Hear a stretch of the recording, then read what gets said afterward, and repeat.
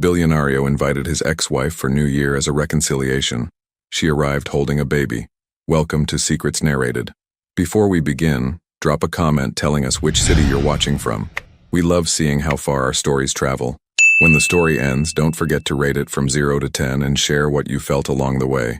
And if you enjoy emotional stories filled with twists and hidden truths, make sure to follow Secrets Narrated so you don't miss the next one. Now sit back, relax, and enjoy every detail. Julian Mercer had built an empire on certainty. At 44, he commanded billion-dollar portfolios with the kind of precision that made investors sleep peacefully at night. His decisions moved markets. His signature closed deals that changed industries. In boardrooms across Manhattan, his name carried weight that younger men spent lifetimes trying to earn. But certainty, he'd learned, had limits. 2 years had passed since Helena Brooks walked out of their Tribeca penthouse, carrying nothing but 2 suitcases and a wedding ring she left on the kitchen counter. 2 years since the lawyers finalized what their hearts couldn't, a clean separation that felt anything but clean. The divorce hadn't been ugly, no infidelity, no betrayal, no dramatic explosion that would have made the split easier to explain at dinner parties he no longer attended. It had been worse than that. It had been honest. Julian stood at the floor-to-ceiling windows of his office, watching December snow fall over Central Park. The city stretched before him in shades of gray and gold, beautiful and indifferent. His reflection stared back, still fit, still sharp in his tailored Tom Ford suit, still the man who'd built Mercer Capital from a single client into a financial powerhouse. Still alone. "Mr. Mercer?" His assistant's voice came through the intercom. "Your 4 o'clock is here." He didn't move. The meeting could wait. Everything could wait. His phone sat on the desk. Helena's number still saved under H with a heart emoji he'd never had the courage to delete. He'd picked it up 17 times in the past month. Put it down 16. The 17th time he'd typed a message. "Thinking about you." He'd deleted it. Tonight would be different. Julian had spent the last year drowning in work, traveling between London and Singapore, restructuring portfolios and attending conferences where everyone knew his professional achievements, and nothing about the hollow space where his marriage used to be. He'd dated, briefly, unsuccessfully, a venture capitalist named Miranda who talked too much about blockchain, a curator from the Met who reminded him painfully of Helena's laugh. None of it worked, because none of it was her. The idea came to him 3 weeks ago during a particularly lonely whiskey at his private club. New Year's Eve was approaching, another year ending, another year of pretending the divorce had been the right choice. What if he stopped pretending? He'd crafted the text message with the same care he applied to billion-dollar contracts. "Helena, I know it's been a while. I'm having a small gathering for New Year's Eve. Nothing fancy, just a few people. I'd really like you to be there. No pressure. Just think about it." Her response came 6 hours later. "I'll come." 2 words that had kept him awake every night since. Julian's penthouse had been professionally decorated for the holiday. Elegant, understated, nothing like the warm chaos Helena used to create with strings of lights and homemade ornaments. His housekeeper had arranged champagne flutes and catered appetizers. Everything was perfect in that sterile, joyless way he'd grown accustomed to. He'd invited exactly 8 people.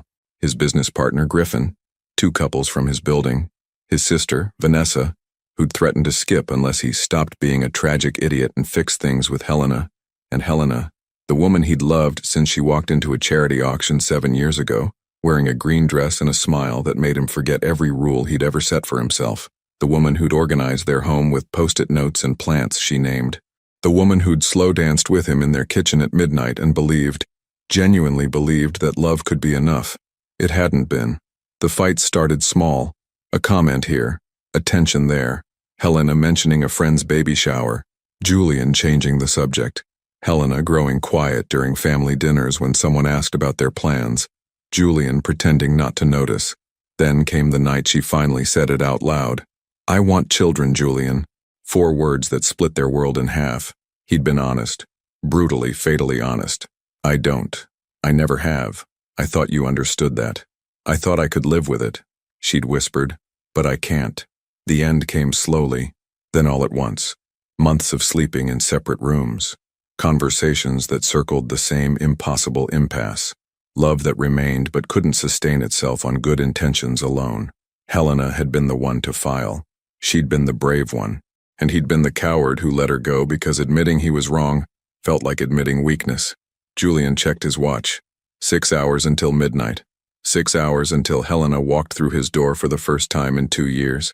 He'd rehearsed what he wanted to say, that he'd been thinking, that maybe he'd been too rigid, that people change, don't they?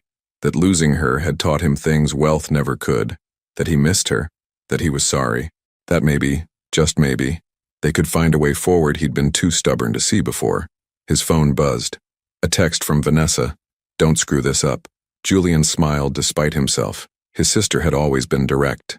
The snow fell harder now, blanketing the city in white. Fresh starts, clean slates, all those cliches people loved at New Year's. Maybe this time they'd be true. He straightened his tie, grabbed his coat, and headed home to prepare for the most important evening of his life. What Julian didn't know, what he couldn't possibly know, was that when Helena Brooks walked through his door in a few hours, she wouldn't be alone, and the future he'd been imagining would shatter the moment he saw who she was carrying in her arms. Would you have invited your ex to restart something that ended because you both wanted different futures? Helena Brooks had learned to measure time differently, not in quarters or fiscal years like she used to when she worked alongside Julian, managing the communication strategy for Mercer Capital. Now time came in increments of feeding schedules, nap windows, and the precious 15 minutes after Lily finally fell asleep when Helena could shower without listening for cries. Motherhood had rewritten every certainty she'd ever held. At 36, Helena looked different than she had 2 years ago. Her chestnut hair, once professionally styled every week, now lived in a perpetual messy bun. The designer dresses that used to fill her closet had been replaced by jeans with elastic waists and soft sweaters that could handle spit-up. She was softer everywhere, her body, her schedule, her heart. But her eyes held something new, something Julian had never seen. Purpose. "Mama." The voice came from the nursery, sweet and insistent. "Mama, up."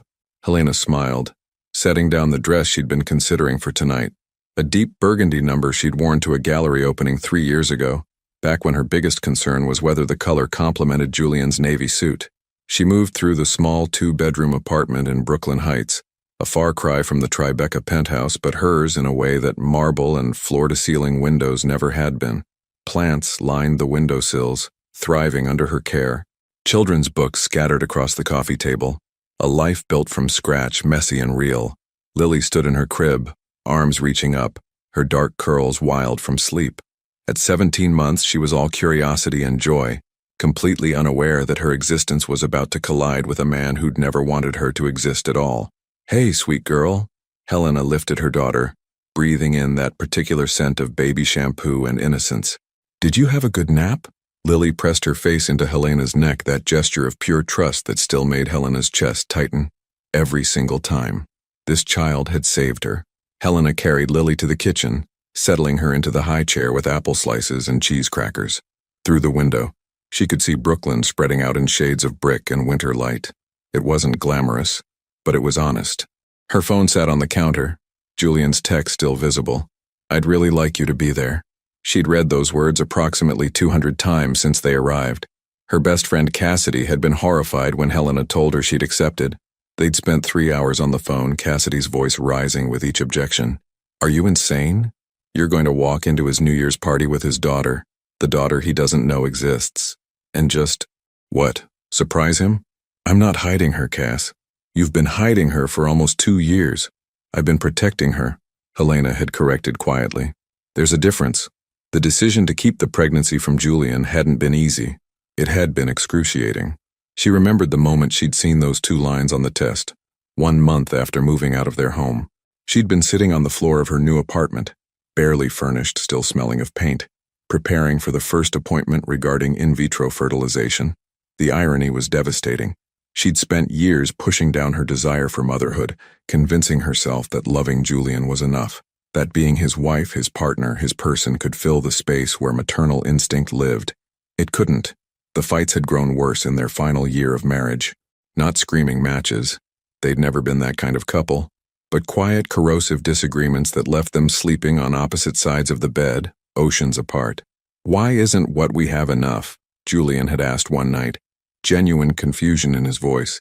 "Because I'm disappearing," she'd whispered back, "and I don't know how to stop it." She'd filed for divorce on a Tuesday. signed the papers on a Friday, moved out the following Monday while Julian was in London, because she couldn't bear to see his face and know she was breaking both their hearts.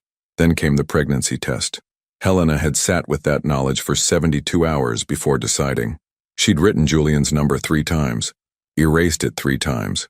In the end, she chose silence, not because she wanted to punish him, but because she knew, with absolute certainty, that Julian would do the right thing.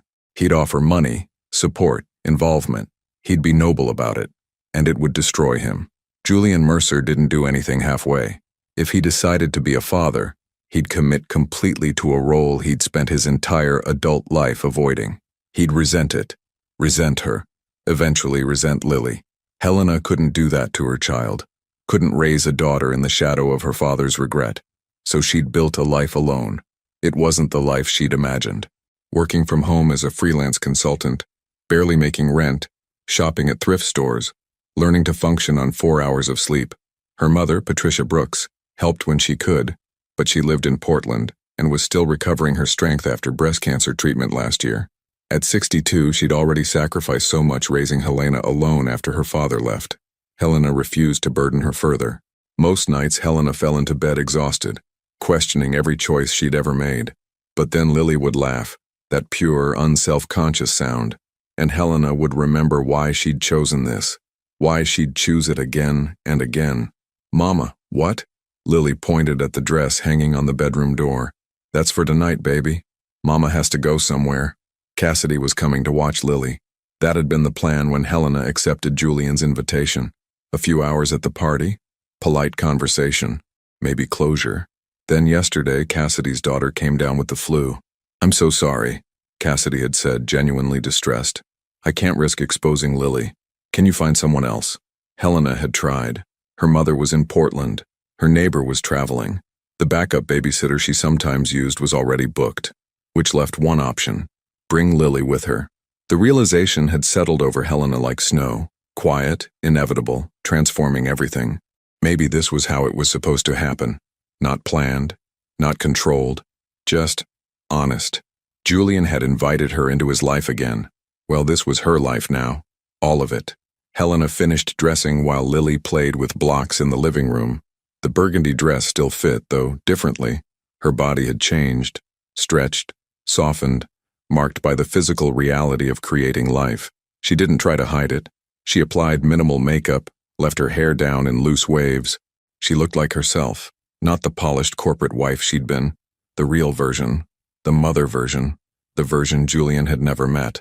At 7:30, Helena bundled Lily into her winter coat, navy blue with bear ears on the hood. She packed the diaper bag with practiced efficiency. Diapers, wipes, change of clothes, favorite stuffed rabbit, sippy cup, snacks. The Uber ride into Manhattan felt surreal. Lily sat in her car seat, babbling at the lights reflecting off the East River. Helena's heart hammered against her ribs. What was she doing? She could still turn back, text Julian that something came up, protect him from this truth a little longer. But Helena was tired of protecting men from reality.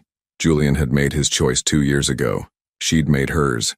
Now they'd both have to live with the consequences. The car pulled up to the Tribeca building she'd once called home. The doorman, Marcus, still there after all this time, did a double take when he saw her. "Mrs. Brooks? Ms. Brooks, His eyes landed on Lily. His professional composure cracked for just a second. "Hi, Marcus. Mr. Mercer is expecting me." She could see the questions forming. She kept walking. The elevator rose through floors she'd once counted as hers. Lily pressed her face against the glass, delighted by the ascending numbers. Helena's hands shook. The doors opened to the penthouse level. She could hear voices, laughter, the gentle jazz that Julian always played at gatherings. She stepped into the private hallway, adjusted Lily on her hip. The baby was getting heavy, aware suddenly that this was somewhere new. Helena knocked. The door opened, and Julian Mercer, the man she'd loved, the man she'd left, the man whose child she carried, stood there in a charcoal suit that made his gray eyes luminous. His smile was so hopeful it broke her heart. Then he saw Lily. The smile didn't fade. It froze, then shattered. Helena watched every emotion cross his face in the span of 3 seconds. Confusion, recognition, shock, denial, realization. His lips parted. No sound came out. Behind him, she could hear someone asking who was at the door, but Julian didn't move, didn't breathe. He just stared at the 17-month-old girl in Helena's arms, the girl with his dark curls and her hazel eyes, the girl who was currently trying to grab the expensive watch on his wrist. "Hi, Julian," Helena said softly. "Can we come in?" Julian's brain had stopped processing information.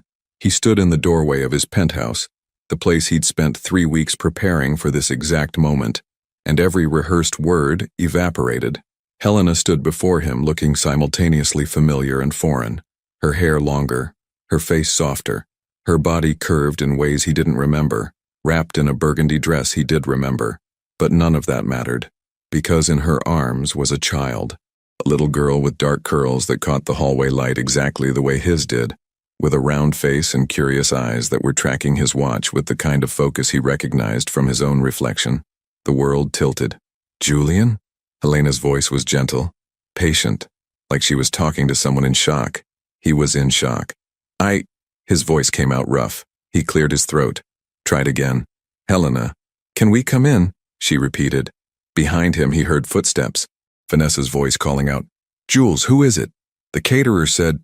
His sister appeared at his shoulder and stopped mid-sentence. "Holy shit," Vanessa breathed. The curse seemed to break whatever spell had frozen Julian's muscles. He stepped back automatically, creating space. Helena moved past him into the foyer, and he caught the scent of her perfume. Different than before, something warmer, vanilla maybe, mixed with baby powder. The child, his daughter, his brain supplied unhelpfully, "That's your daughter," wiggled in Helena's arms, reaching toward the chandelier overhead. "Light," the little girl said clearly. "Mama, light." She could talk. Of course she could talk. She looked about a year old, maybe older. Children talked at that age. Julian knew this academically. He'd never paid attention to developmental milestones, never needed to, never wanted to. "Yes, baby, that's a light," Helena murmured, shifting the child's weight on her hip with practiced ease. Vanessa was staring between them with her mouth slightly open. In the living room, Julian could hear Griffin laughing at something, oblivious to the bomb that had just detonated in the foyer. "I need to," Julian gestured vaguely toward the living room. "There are people." "I know," Helena said quietly. "I'm sorry. My babysitter canceled, and I couldn't find anyone else. I should have called, but how old is she?" The question came out harder than he intended. Helena's expression shifted, something protective settling over her features. 17 months. Julian did the math instantly. The same skill that made him a fortune in asset management now turned against him. 17 months. They'd been separated for 24 months, which meant, "She's mine." It wasn't a question. Helena held his gaze. Yes. The single word carried the weight of 2 years of silence. Vanessa made a small sound. Julian couldn't look at his sister, couldn't look at Helena, could only stare at the tiny human who'd just rewritten his entire existence. "Jules!" Griffin's voice preceded him into the foyer. "Everything okay? We're about to open the—" Oh, Griffin Lancaster, Julian's business partner for 15 years, stopped short. His eyes went wide behind his glasses. "Helena, wow, it's been... You look... And you have a..." Griffin's usual eloquence failed him completely. The little girl chose that moment to let out a shriek of delight and launch herself toward the chandelier again, nearly toppling out of Helena's arms. "Whoa, Lily, careful!" Helena adjusted her grip, and Julian noticed for the first time how tired she looked beneath the makeup, the faint shadows under her eyes, the way she swayed slightly, like rocking was automatic now. Lily. His daughter's name was Lily. "Maybe we should..." Vanessa gestured toward Julian's study. "Talk? Privately?" Julian nodded numbly. He led them down the hallway, acutely aware of Helena following behind him, of Lily babbling about lights and pretty things in a voice that was somehow already completely distinct. His study looked exactly as it had the day Helena left. Dark wood, floor-to-ceiling books, the desk where he'd signed divorce papers with hands that shook. Helena set Lily down on the Persian rug. The child immediately toddled toward the bookshelf, reaching for volumes worth more than most people's monthly rent. "Lily, gentle," Helena said, moving to intercept. "Let me..." Vanessa dropped to the floor beside Lily with surprising grace. "Hey, sweetheart, want to see something cool?" She pulled out her phone, opening some kind of toddler app with bright colors and music. Lily was instantly mesmerized, which left Julian and Helena standing on opposite sides of the room that used to be theirs. Helena spoke first. I know you have questions. Questions? Julian laughed, a sound with no humor in it. That's one way to put it. I'll tell you everything. But maybe not tonight? Not like this? You brought her to my New Year's party, Helena. You walked into my home with a child I didn't know existed. When exactly did you plan to have this conversation? His voice was rising. He forced it down, aware of Lily playing contentedly with Vanessa just feet away. Helena's jaw tightened. You invited me here, Julian. You texted me out of nowhere after 2 years of silence and asked me to come celebrate New Year's with you. What did you think had changed in my life? Did you imagine I'd just been waiting around for you to decide you were ready to talk again?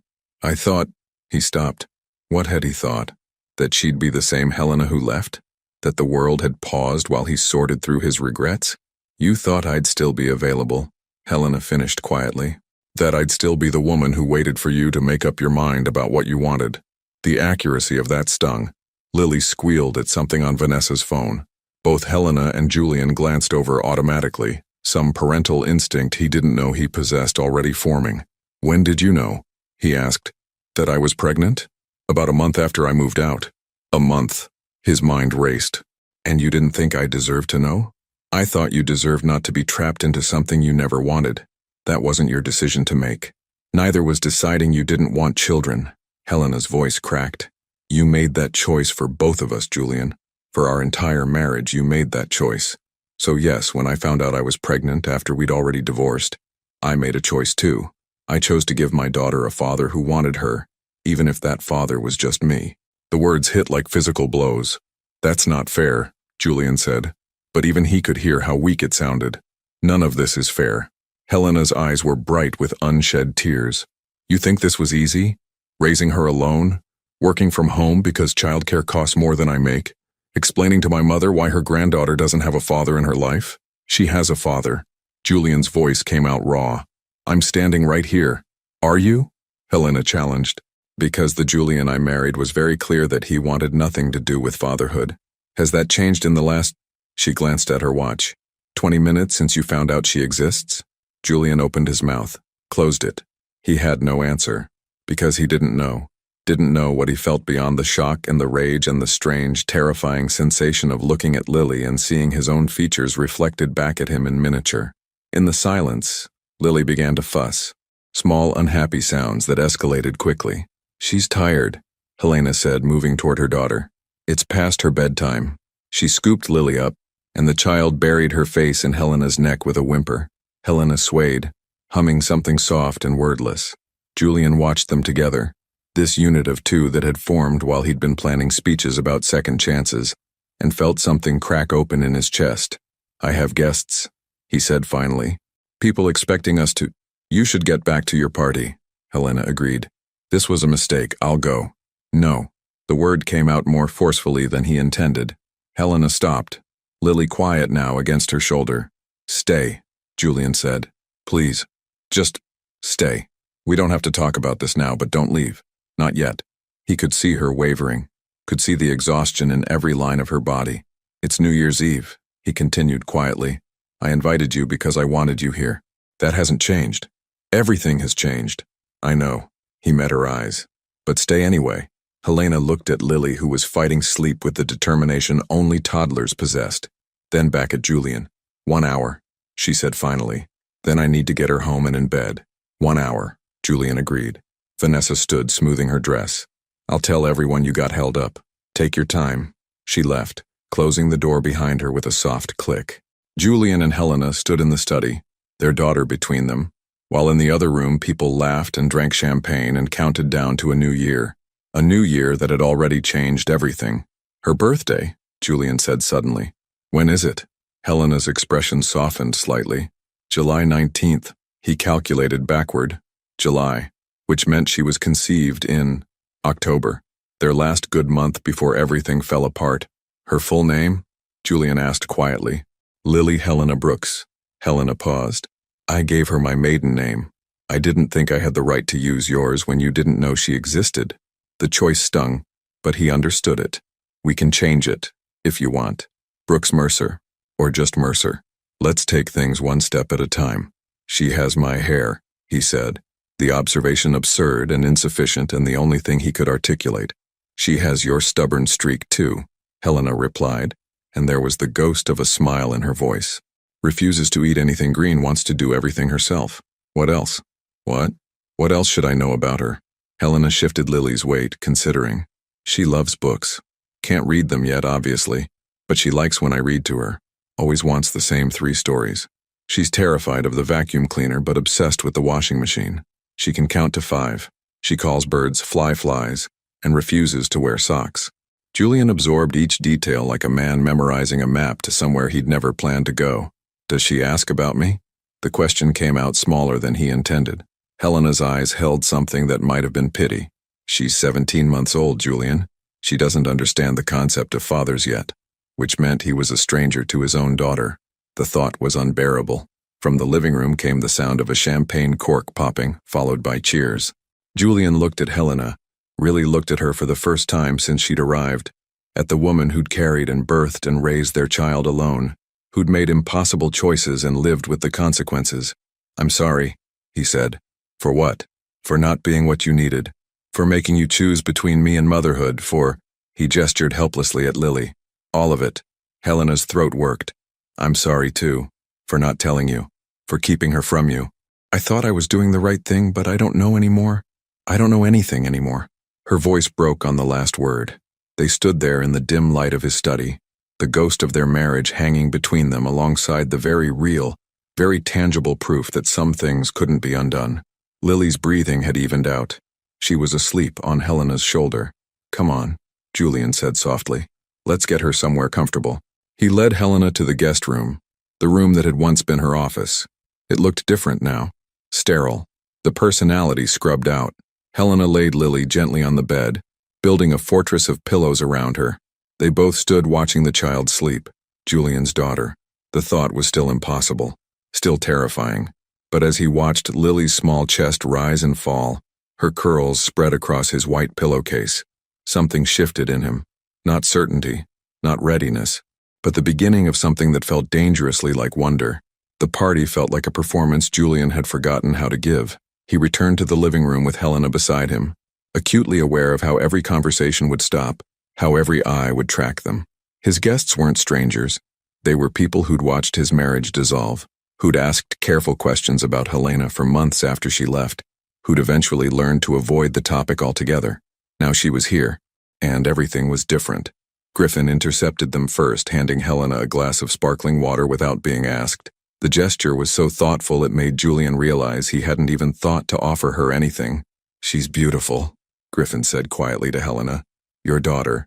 Thank you. Helena's smile was genuine but tired.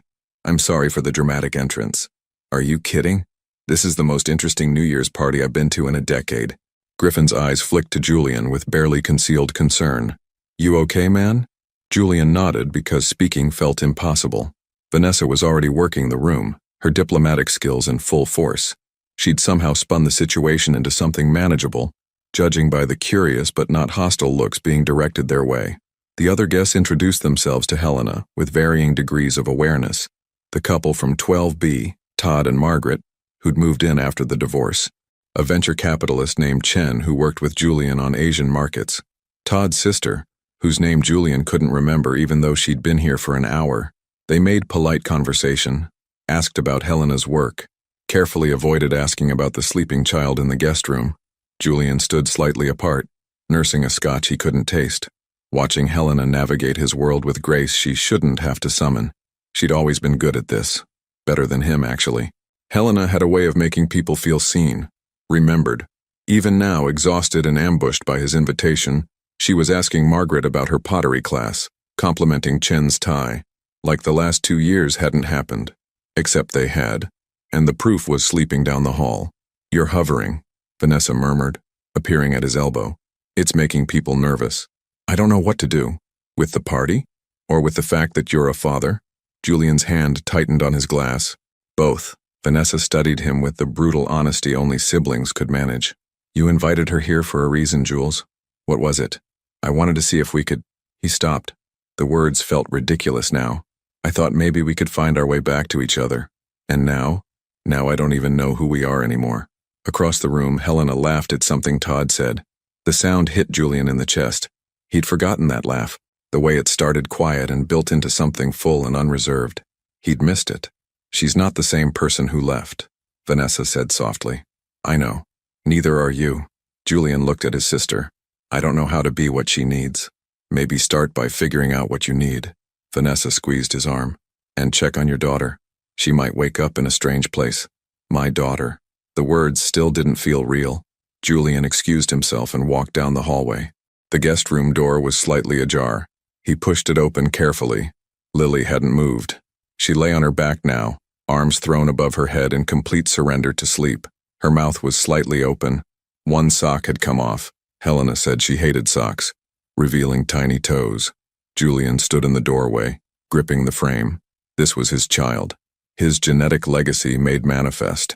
Half his DNA walking around in the world, learning words and refusing vegetables and having opinions about socks. The magnitude of it was crushing. He'd spent 44 years convinced he didn't want this, had built his entire adult identity around the certainty that fatherhood wasn't for him. He'd seen the way it consumed his friends, how they stopped being individuals and became Madison's dad or the twins' father, how their conversations revolved around sleep schedules and school districts and college funds. It had looked like a trap, but standing here watching this tiny person breathe, Julian felt something he hadn't anticipated. Fear, not of being trapped, but of failing her, of being as absent as his own father had been, physically present but emotionally unreachable, a man who measured worth in profit margins and viewed affection as weakness. Julian had sworn he'd never be that man, so he'd simply opted out entirely. "She's a heavy sleeper." Helena's voice made him turn. She stood in the hallway, backlit by the soft glow from the living room. "That's good," Julian said. "Useful." "It is. Though it also means she sleeps through her alarm sometimes. We're working on that." "We?" "Me and Lily." Helena moved to stand beside him, both of them watching their daughter. "Parenting conversations are mostly one-sided at this age. You're doing it alone." It wasn't a question, but Helena answered anyway. "Mostly. My mom helps when she can, and I have Cassidy, my friend. She's got a daughter around the same age. We trade babysitting sometimes. I could help." The words came out before Julian fully thought them through. Helena looked at him, something unreadable in her expression. "Could you?" "I don't know," he admitted, "but I'd like to try." "Julian, I know I don't have a right to ask for anything. I know I failed you, failed both of you, but she's here now, and I'm here, and I don't know how to just not acknowledge that." Helena was quiet for a long moment. In the living room, someone had turned up the music. Soft jazz filled the spaces between their words. "I didn't tell you because I didn't want you to feel obligated," she said finally. "I didn't want Lily to grow up wondering why her father looked at her with regret. You think that's how I'd look at her? I think that's how you looked at every pregnant woman we passed on the street, every baby shower invitation, every conversation about kids." Helena's voice was gentle but firm. "You were very clear about what you wanted, Julian. I believed you. What if I was wrong? Then you need to figure that out before you make promises you can't keep. Because that little girl in there, she deserves better than a father who's trying to want her." The words landed like a punch. Helena touched his arm briefly, a ghost of the intimacy they used to share, then walked back toward the party. Julian stayed in the doorway, watching Lily sleep and feeling the weight of every choice he'd ever made pressing down on his shoulders. When he finally returned to the living room, it was 11:30. The energy had shifted toward anticipation. Someone had turned on the TV to watch the Times Square coverage. Champagne glasses were being distributed. Helena stood by the window, looking out at the city lights. She'd always loved this view. Used to say it made her feel like she was part of something bigger. Julian crossed to her. "Can we talk?" "We've been talking." "Really talk. Not just—" He gestured helplessly. "Not just crisis management." Helena turned from the window. This close, he could see the fine lines at the corners of her eyes that hadn't been there before. The small scar on her collarbone from a childhood bicycle accident. The freckle behind her left ear. All the details he'd cataloged during their marriage. Still there. Still hers. "What do you want to talk about?" she asked. "Why did you really come tonight?" The question seemed to surprise her. "You invited me. You could have said no. You've been saying no for 2 years." Helena looked away. When she spoke, her voice was barely above a whisper. "Because I missed you. Because it's been 2 years and I still miss you. And I thought maybe seeing you would help me finally move on. Has it? No." She laughed softly, sadly. "It's made everything worse." In the background, the TV announcer was counting down. 2 minutes to midnight. I used to imagine this, Julian said. You coming back? Us finding our way to each other again. But in my version, nothing had changed. We just pick up where we left off. That was never going to happen. I know that now. The countdown continued. 90 seconds. I don't know how to do this, Julian admitted. Be a father, be in her life. I don't have a map for this. Neither did I. Helena met his eyes. I figured it out. You learn as you go. What if I mess it up? You will. Every parent does. The question is whether you'll show up anyway. 60 seconds. Around them, people were gathering. Vanessa appeared with champagne, pressing glasses into their hands. Griffin was laughing at something Chen said. Margaret and Todd were already kissing, jumping the gun on midnight. I want to try, Julian said. I want to know her. I want 30 seconds, someone called out. The room erupted in synchronized counting. 29, 28, 27. Helena held his gaze. This isn't about us, Julian. Whatever happens with Lily, it's separate from this. She gestured between them. What is this? He asked. 15, 14, 13. I don't know. History. Regret. Unfinished business. 10, 9, 8. What if I want it to be more than that? 5, 4, 3. Helena's eyes were bright with unshed tears. Then you need to figure out who you are now, not who you were when we were married, who you are as a father, as a man who has a daughter, because I won't let you back into my life if you're going to hurt her. 2, 1. Happy New Year. The room exploded in cheers. Couples kissed. Champagne glasses clinked. Confetti that someone had produced from somewhere filled the air. Julian and Helena stood perfectly still in the center of chaos. Happy New Year, Helena, he said quietly. Happy New Year, Julian. They didn't kiss, didn't embrace, but something passed between them in that moment. An acknowledgement, a possibility, a terrifying, exhilarating, completely uncertain future. From down the hall came a cry. Lily, woken by the noise. Helena set down her untouched champagne. I'll come with you. They walked together through the celebrating crowd, down the hallway to where their daughter was sitting up in bed, rubbing her eyes and looking confused. Mama? Lily's voice was small, frightened by the unfamiliar room. I'm here, baby. Helena scooped her up. You're okay. Mama's here. Lily buried her face in Helena's neck, then peeked out at Julian with curious, uncertain eyes. Hi, Lily, Julian said softly. The child stared at him. He stared back. Then Lily did something that would replay in Julian's mind for the rest of his life. She smiled at him. Just a small smile, tentative and fleeting, but it was there.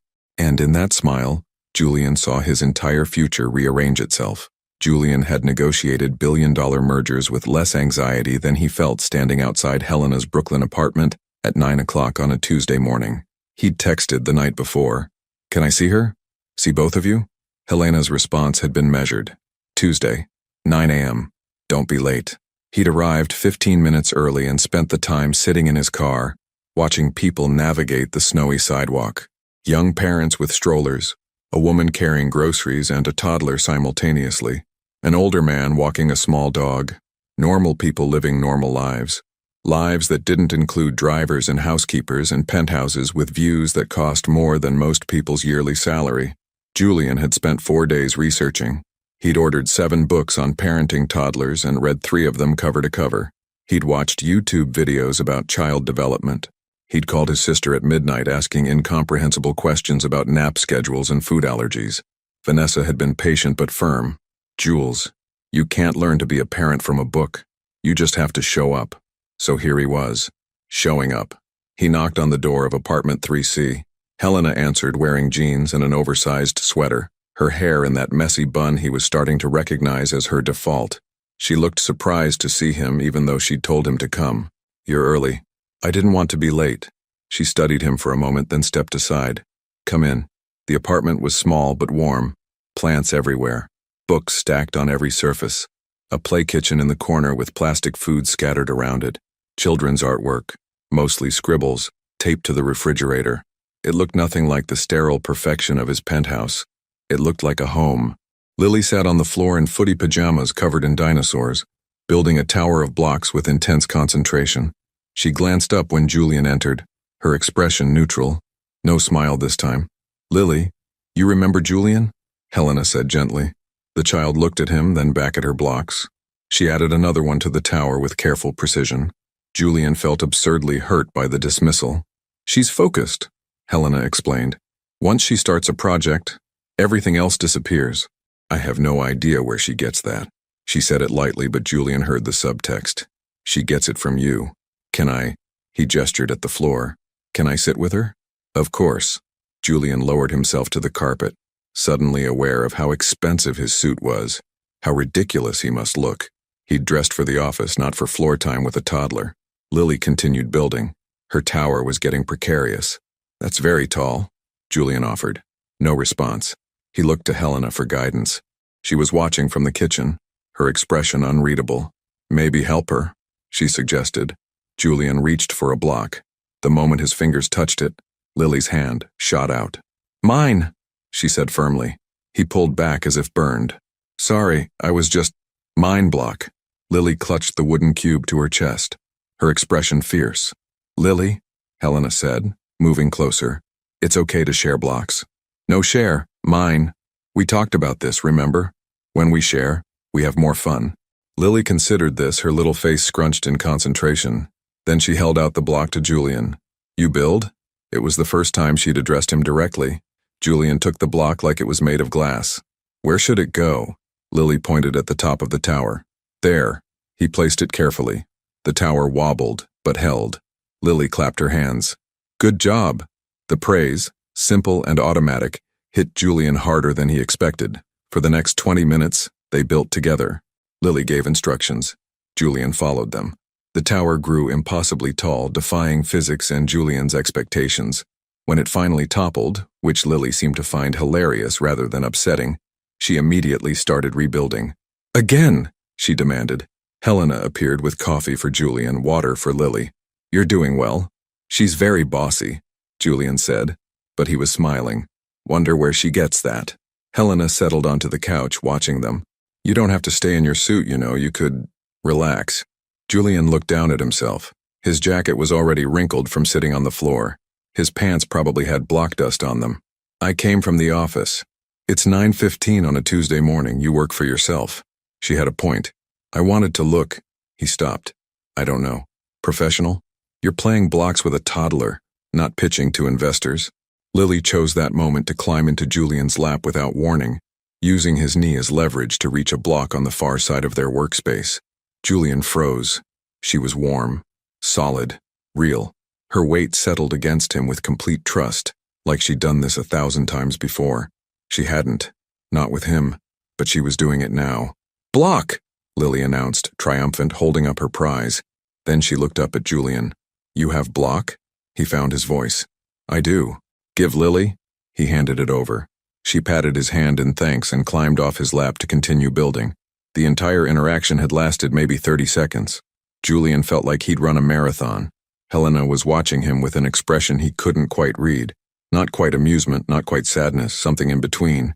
She likes you, Helena said quietly. How can you tell? She doesn't share blocks with just anyone. And the lap thing, that's new. She's usually more cautious with people she doesn't know well. I'm her father, Julian said. The words still felt foreign. She shouldn't have to be cautious with me. She doesn't know that yet. You're still a stranger to her. The truth of that was painful. They sat in silence for a while, watching Lily play. The apartment was warm, almost too warm. Julian could hear neighbors through the walls, someone's music, a barking dog, footsteps overhead. Helena's life, the one she'd built without him. How do you do it? He asked finally. Do what? All of it. Alone. Work and childcare and… He gestured at the apartment, the blocks, the whole impossible task of raising a human being. Helena was quiet for a moment. You just do. Because the alternative is not doing it, and that's not an option. But it's not fair. You shouldn't have to… Julian. She cut him off gently. I chose this. I knew what I was doing when I decided not to tell you. I knew it would be hard. I chose it anyway. Why? Because I wanted her more than I wanted easy, more than I wanted help, more than I wanted… She stopped. More than you wanted me, Julian finished. Helena met his eyes. I wanted you. I always wanted you. I just wanted to be a mother more. The confession hung between them. Lily's tower toppled again. This time she yawned, the crash having less appeal than it had before. Someone's getting tired, Helena observed. Usually she naps around 10. Julian checked his watch. 9:45. He'd been here less than an hour. I should go, he said, starting to stand. You could stay, Helena offered. If you want. She usually sleeps for an hour and a half. We could talk. Actually talk. Julian settled back down. Okay. Helena scooped Lily up. Say bye-bye to Julian. Time for a nap. Lily waved sleepily. Bye-bye. Bye, Lily, Julian said. Helena carried her to what must be the bedroom, and Julian could hear soft singing, a lullaby he didn't recognize. He stood, finally removing his jacket and draping it over a chair. The apartment felt even smaller without Lily's energy filling it. Books lined a makeshift shelf, mixture of children's books and what looked like Helena's personal collection, marketing textbooks, novels, a worn copy of Jane Eyre he remembered from their marriage. Photos covered the wall above the couch. Lily at various ages, Helena and Lily together, an older woman who must be Helena's mother. A candid shot of Lily laughing, pure joy captured mid-motion. No photos of Julian. He wasn't part of this history. Helena emerged from the bedroom, closing the door softly behind her. She went down easy, that's rare. You must have worn her out. I barely did anything. Playing is work for toddlers, especially with new people. Helena moved to the kitchen. Have you eaten? I was going to make eggs. I'm fine. Julian, have you eaten? He admitted he hadn't. Helena pulled out a pan, butter, eggs. She moved around the small kitchen with practiced efficiency, and Julian realized he was watching her cook for the first time in years. They'd had a chef during their marriage, someone who prepared meals they'd eat at the dining table, discussing their days with the kind of surface-level conversation that passed for intimacy. This was different. Intimate in a way those dinners never were. Scrambled okay? Helena asked. Perfect. She cooked in silence. Julian sat at the small table, barely big enough for two, and felt the weight of everything unsaid pressing down. Helena served the eggs with toast and more coffee. She sat across from him, the table so small their knees almost touched. So, she said, talk. Julian set down his fork. I want to be involved. In Lily's life, in whatever capacity you're comfortable with. What does involved mean to you? I don't know. Visits? Time together? I want to learn about her. I want her to know me. And financially? Julian blinked. Of course. Whatever you need. I should have been contributing from the beginning. I'll set up an account. I don't want your money, Julian. Helena, you're raising my daughter in... He stopped himself. In what? A tiny apartment in Brooklyn? While you live in a penthouse in Tribeca? Her voice was sharp. You think I don't know the difference? You think I don't lie awake at night worried about rent and daycare costs? Then let me help. I don't need your guilt money. It's not guilt money. It's child support. It's my responsibility. They stared at each other across the table. I need to think about it, Helena said finally. There's nothing to think about. She's my daughter. I should be supporting her. It's not that simple. Why not? Because money means strings. It means you get a say in decisions. It means I lose some autonomy. And I've built this life on my terms, Julian. I'm not sure I'm ready to. I'm not trying to take over, he interrupted. I just want to help. That's how it starts. Then it's suggestions about schools, opinions about parenting choices, judgment about the fact that I can't afford the things you think she should have. I would never. You already did. Just now. You were about to say I'm raising her in a small apartment like it's a problem that needs fixing. Julian closed his eyes. She was right. I'm sorry, he said. You're right. I wasn't thinking. Helena's expression softened slightly. I know you mean well, but this is complicated. You can't just throw money at it and expect everything to be okay. Then what do you want from me? I want you to show up. Consistently. I want you to prove that this isn't just novelty or guilt. That you're actually committed to knowing her. I am committed. Are you? Because a week ago you didn't even know she existed. Now you're here in a suit at 9 in the morning, having read every parenting book on Amazon, ready to revolutionize our lives. That's not fair, isn't it? Helena leaned forward. Julian, you're the man who built an empire through sheer determination. When you decide you want something, you consume it. You master it. You win at it. But Lily isn't a merger. She's a person. A tiny person who needs consistency and patience and someone who shows up even when it's boring and hard and not rewarding. You think I can't do that? I think you've never had to. And I think the moment it gets difficult, the moment she has a tantrum in public or refuses to eat dinner or tells you she hates you, you might decide this isn't what you signed up for. Julian's throat tightened. You really think I'd walk away from her? Helena's eyes were sad. I think you walked away from me when I needed you. Why would this be different? The words hit like a physical blow. I didn't walk away, Julian said quietly. You left. I left because you gave me no choice, because I asked you for something I needed, and you told me you couldn't give it to me. That's walking away, Julian. You just did it while standing still. They sat in heavy silence. From the bedroom came a soft whimper. Lily, dreaming. Both of them tensed, listening. The sound faded. Julian looked at the woman across from him. The woman he'd loved, the woman he'd lost. The woman who'd raised his daughter alone out of fear he'd be exactly what she was accusing him of being. Maybe she was right. Maybe he would fail at this. Maybe the novelty would wear off and he'd realize he'd been right all along. That fatherhood wasn't for him. But looking at Helena, at the life she'd built through sheer determination, at the way she'd sacrificed everything to give Lily the parent she deserved, Julian knew he had to try. Not because it was his responsibility, not because it was the right thing to do, but because somewhere in the last hour, watching a toddler boss him around about blocks and feeling her weight in his lap, and seeing Helena's fierce protectiveness, he'd started to want this. And that was the most terrifying thing of all. 3 weeks into fatherhood, Julian Mercer learned that good intentions meant nothing when your daughter was screaming in the middle of a crowded restaurant. It had started as a simple idea. Take Lily to lunch. Give Helena a break. Prove he could handle a few hours alone with his daughter. Now he was standing in the middle of a upscale bistro in Soho, while Lily shrieked, "No, no, no," at a volume that seemed impossible for someone so small. Every head in the restaurant had turned. Julian felt sweat forming under his collar despite the January cold outside. "Lily, please," he said, trying to keep his voice calm like the parenting book suggested. "Just try one bite." "No, like it." Lily pushed the plate of grilled chicken and vegetables away with such force it nearly slid off the table. "Want nuggets?" "This is better than nuggets. It's nuggets, nuggets, nuggets," she was chanting now. A woman at the next table was openly staring. A server hovered nearby, clearly wanting to help but not knowing how. Julian's phone buzzed. A text from Griffin. "Board meeting in 30. Where are you?" He'd forgotten. Completely forgotten. The past 3 weeks had been a blur of rearranged schedules and steep learning curves.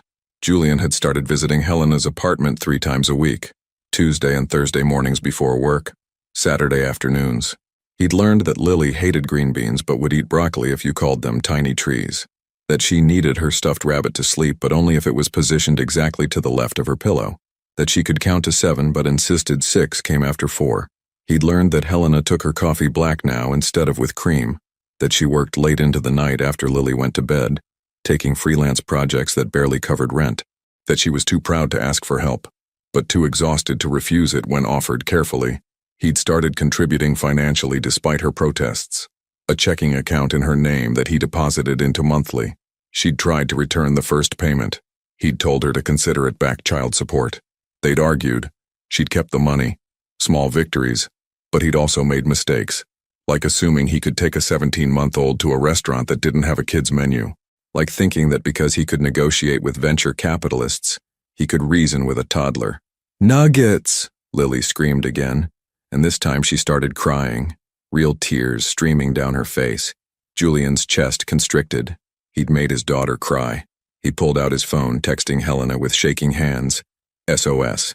Restaurant disaster. She won't eat. She's crying. What do I do? The response came seconds later. Where are you? Lumiere. In Soho. A pause. Then, Julian. That's a French bistro. She's 17 months old. I know that now. Order her plain pasta. No sauce. Ask for a side of bread. And for God's sake, get her out of there before she has a full meltdown. Excuse me? Julian caught the server's attention. Could we get plain pasta? Just butter. And bread. And the check. Actually, just the check. We'll take everything to go. The server looked relieved. Of course, sir. Julian scooped up Lily, who was still crying, her face red and blotchy. She immediately buried her face in his shoulder, her small body shaking with sobs. I'm sorry, he murmured into her hair. I'm sorry, Lily. We'll get you food you like. She hiccuped against his neck. He paid quickly. grabbed the takeout bag and escaped to the street. The cold air hit them both, and Lily's crying downshifted to occasional whimpers. Julian stood on the sidewalk holding his daughter, still crying daughter, realizing he had no idea what to do next. His phone buzzed again. Griffin, Jules? Meeting? And Helena, are you okay? No, he wasn't okay. He was a 44-year-old billionaire who'd just been defeated by a toddler's lunch preferences. He texted Griffin, cancel the meeting. Family emergency. Then Helena, can we come to you? I think we need to regroup, please. 20 minutes later, he was back at Helena's apartment. She opened the door and immediately took Lily from his arms, assessing her with a mother's practiced eye. She's fine, Helena said after a moment. Just overtired and hungry. When was her last nap? Nap? Julian blinked. I didn't know she needed one. It's only 1 o'clock. Helena closed her eyes briefly. Julian, she naps every day at 11:30. We've talked about this. I forgot. You forgot. I was trying to do something nice. Take her somewhere special. She doesn't need special. She needs routine. She needs boring. She needs chicken nuggets and predictability and… Helena stopped, visibly collecting herself. You know what? Let's just get her fed and down for a late nap. She moved to the kitchen, pulling out the familiar dinosaur-shaped nuggets from the freezer. Lily, who'd been quiet since Helena took her, perked up immediately. Dinos, she exclaimed. Yes, baby, dinos. Helena popped them in the toaster oven. Julian, could you get her sippy cup? It's in the fridge. He found it, handed it over, feeling utterly useless. 10 minutes later, Lily was happily eating nuggets at her high chair, the restaurant disaster apparently forgotten. Helena sat across from Julian at the small table, her expression carefully neutral. I'm sorry, he said finally. I thought I was ready to take her out alone. You thought being her father meant doing grand gestures, taking her to fancy restaurants, showing her your world. I wanted her to see. She's 17 months old, Julian. She doesn't care about your world. She cares about nuggets and nap time and that her stuffed rabbit is in the right spot when she goes to sleep. I'm trying. I know you are. But trying isn't enough if you're not listening. Helena's voice was gentle but firm. I've told you about her schedule, about her preferences, about what works and what doesn't. But you keep trying to do things your way. Because your way is… He stopped. What? Too simple? Too ordinary?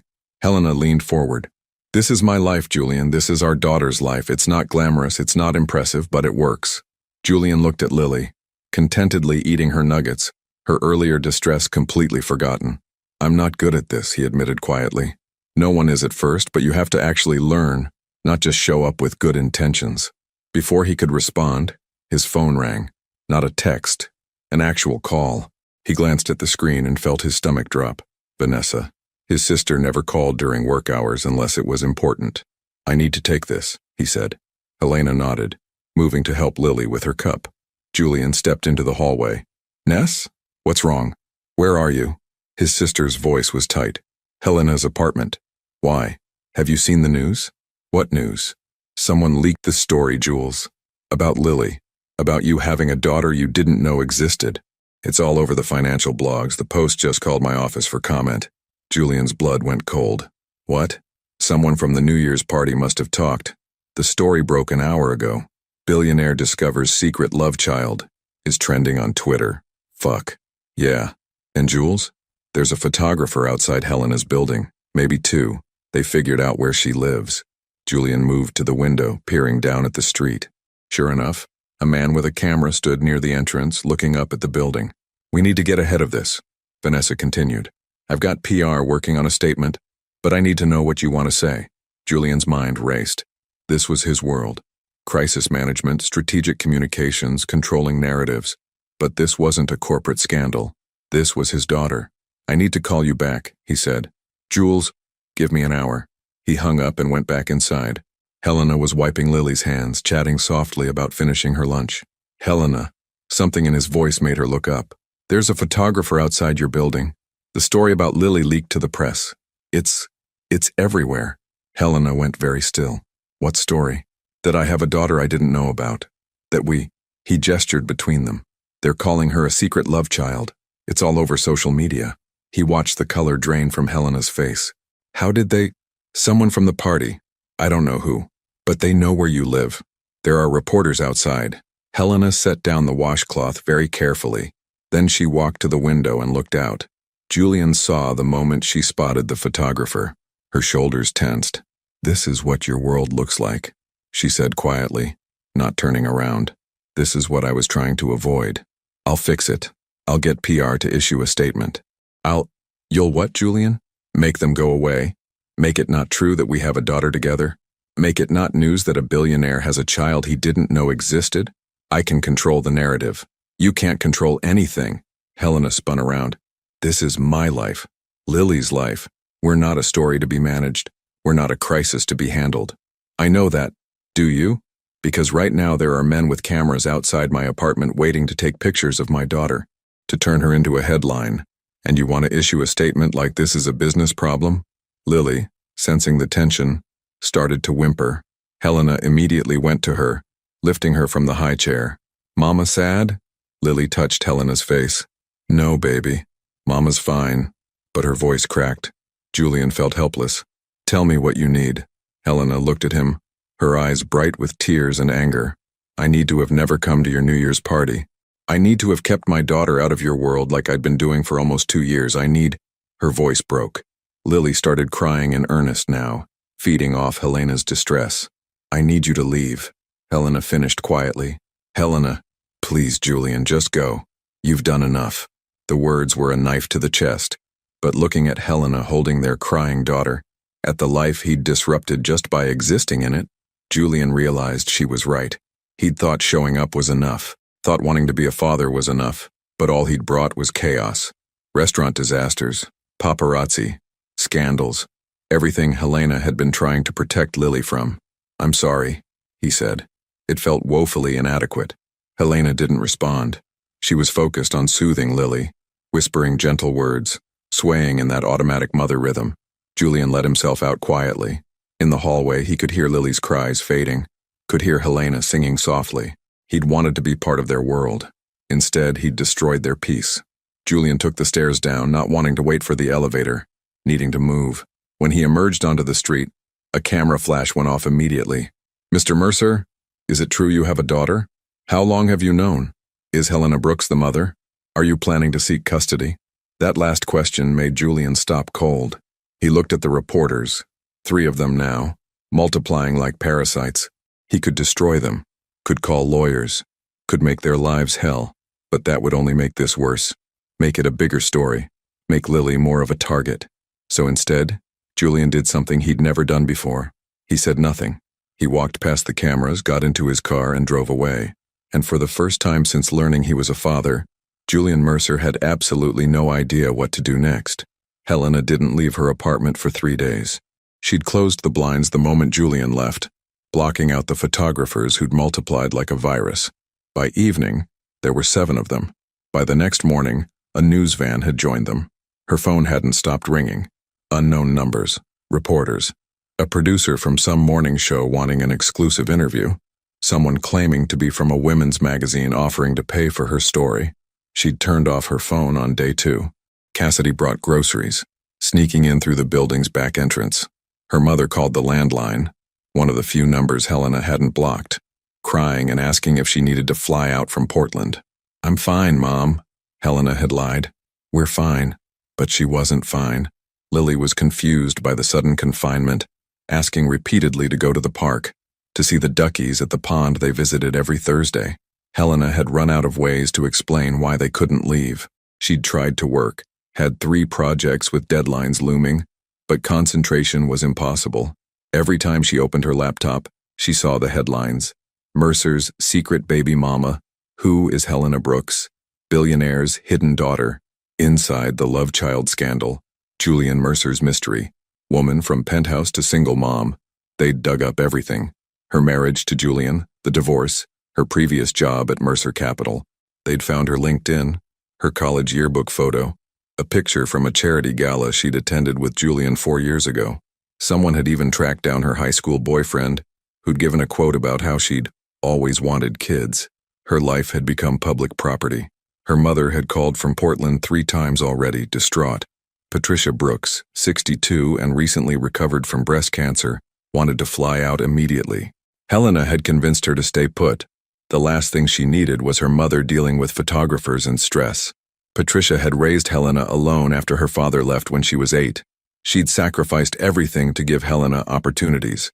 And now Helena was living the kind of chaos her mother had worked so hard to protect her from. And it was all because she'd said yes to a New Year's invitation. On the 3rd day, Helena's landlord called. "Ms. Brooks, I'm getting complaints. The photographers are blocking the entrance. Other tenants are upset. I need you to..." "To what?" Helena had snapped. "Make them disappear? I didn't ask for this. I understand. But if it continues, I may have to ask you to consider other living arrangements." He'd hung up before she could respond. Helena sat on her couch, head in her hands, while Lily napped in the bedroom. She was going to lose her apartment. Because of Julian. Because of one stupid decision to walk back into his world. Her doorbell rang. Helena tensed. The building was supposed to have security, but reporters were persistent. "Helena," a familiar voice through the door. "It's Vanessa, Julian's sister. Can we talk?" Helena hesitated, then opened the door. Vanessa stood in the hallway wearing a tailored coat and an expression of genuine concern. In her hands was a large bag from what looked like a very expensive toy store. "I come bearing gifts and apologies," Vanessa said. "May I?" Helena stepped aside. Vanessa entered, taking in the drawn blinds, the scattered toys, the general atmosphere of siege. She set the bag down carefully. "How are you holding up?" "I'm being evicted because there are photographers camped outside my building." "How do you think I'm holding up?" Vanessa winced. "I'm sorry, it's a mess. Julian's beside himself." "Is he?" Helena's voice was flat. "He hasn't slept in 3 days. He's fired the entire security team for not figuring out who leaked the story. He's threatened to sue every publication that's run your photo without permission. He's managing the crisis," Helena finished. "That's what he does. Everything's a problem to be solved. He cares about you, about Lily. He cares about controlling the narrative. There's a difference." Vanessa was quiet for a moment. "You're not wrong, but you're not entirely right either." She moved to the window, peeking through the blinds at the scene below. "There are at least 10 of them now. I've stopped counting. Helena, I need to be honest with you. This isn't going away, not quickly. Julian's high profile. The fact that he has a daughter he didn't know about, it's news. Add in the human interest angle, the reconciliation attempt on New Year's, the fact that you're raising her alone." "I know," Helena cut her off. "I know it's a story. I know they won't leave until they get what they want. So give it to them." Helena turned. "What?" "Do an interview. One interview controlled on your terms. Tell your story. Then the mystery is gone. They move on." "Absolutely not." "Helena, I'm not putting my daughter on television so America can have their breakfast entertainment. I'm not turning our lives into content." "Then what's your plan? Stay locked in here until they get bored? That could take weeks, months. And in the meantime, you lose your apartment, your work suffers. Lily stays trapped inside." "Don't." Helena's voice shook. "Don't you dare tell me what's happening to my daughter. I know what's happening. I'm living it." Vanessa raised her hands in surrender. "I'm sorry. I'm not trying to make this worse. I'm trying to help." "Why? What do you care about what happens to us?" "Because Julian cares. And because despite everything, I think you care about him too." Helena laughed bitterly. "Caring about Julian is what got me into this mess." From the bedroom came sounds of Lily stirring. Helena immediately moved toward the sound, muscle memory taking over. She found Lily sitting up in her crib, hair wild from sleep, clutching her stuffed rabbit. "Mama, park now?" Helena's heart cracked. "Not today, baby. But Lily want park. Want duckies." "I know, sweetheart, soon. Now. Park now." The tantrum was building. Helena could feel it coming like a storm. She lifted Lily from the crib, but the child arched her back, screaming. Real frustration. Real anger at being confined for days. Helena carried her thrashing daughter to the living room where Vanessa stood looking helpless. "Let me..." Vanessa reached for the toy bag. "I brought some things. Maybe..." She pulled out an elaborate dollhouse, the kind that probably cost more than Helena's rent. Lily's screaming stopped mid-wail. "House," she breathed. "It's for you," Vanessa said gently. "Want to play?" Lily nodded, suddenly calm. Vanessa set the dollhouse on the floor, and Lily immediately dropped to her knees beside it, fascination replacing fury. Helena and Vanessa watched in silence as Lily explored the tiny rooms, the miniature furniture. "You can't buy her happiness," Helena said quietly. "I'm not trying to. But right now, a distraction seemed kinder than watching her suffer." Helena couldn't argue with that. They sat on the couch while Lily played. The apartment felt smaller with Vanessa in it, her elegant presence making the worn furniture and cheap curtains more obvious. "Julian wants to help," Vanessa said after a while. "He's been trying to call you." "I know. I've seen the missed calls.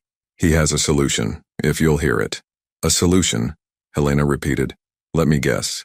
Money, security, a new apartment in a building with better privacy." "Actually, yes to all of those things, but also," Vanessa paused, "he wants you and Lily to stay at the penthouse, temporarily, until the media attention dies down." Helena stared at her. "You're joking. The building has 24-hour security, doormen who know how to handle press, underground parking. No one could get to you or Lily without going through multiple checkpoints." "Live with Julian. Live in safety," Vanessa corrected. "Look, I know it's not ideal. I know you two have history and complications and, let's be honest, unresolved feelings that make everything messy. But right now that penthouse is the safest place for you and Lily." "I can't." "Why not?" "Because," Helena gestured helplessly, "because I spent 2 years building a life separate from him. Because the moment I step back into his world, I lose the independence I fought for. Because you're terrified you still love him," Vanessa finished gently. Helena's throat closed. "I see the way you look at him," Vanessa continued. "The way he looks at you. Whatever ended your marriage, the feelings didn't end with it. Feelings aren't enough. They weren't enough then. Maybe not. But Lily is real. The photographers outside are real. Your landlord threatening eviction is real. You can hate Julian's world all you want, but right now, it's the only thing that can protect you from itself." Lily chose that moment to bring over a tiny plastic doll from the dollhouse. "Mama, look, baby." Helena took the doll, examining it with manufactured enthusiasm. "She's beautiful, Lily." "Lily keep?" "Yes, baby. You can keep her." Lily beamed and returned to her new toy. Helena watched her daughter play, so easily pleased by small kindnesses, so unaware of the larger forces reshaping their lives. "How long would we stay?" she asked quietly. "As long as you need. A week, a month, however long it takes for the story to fade." "And Julian? What does he expect in return?" "Nothing." Vanessa's voice was firm. "He just wants you safe, both of you." Helena closed her eyes.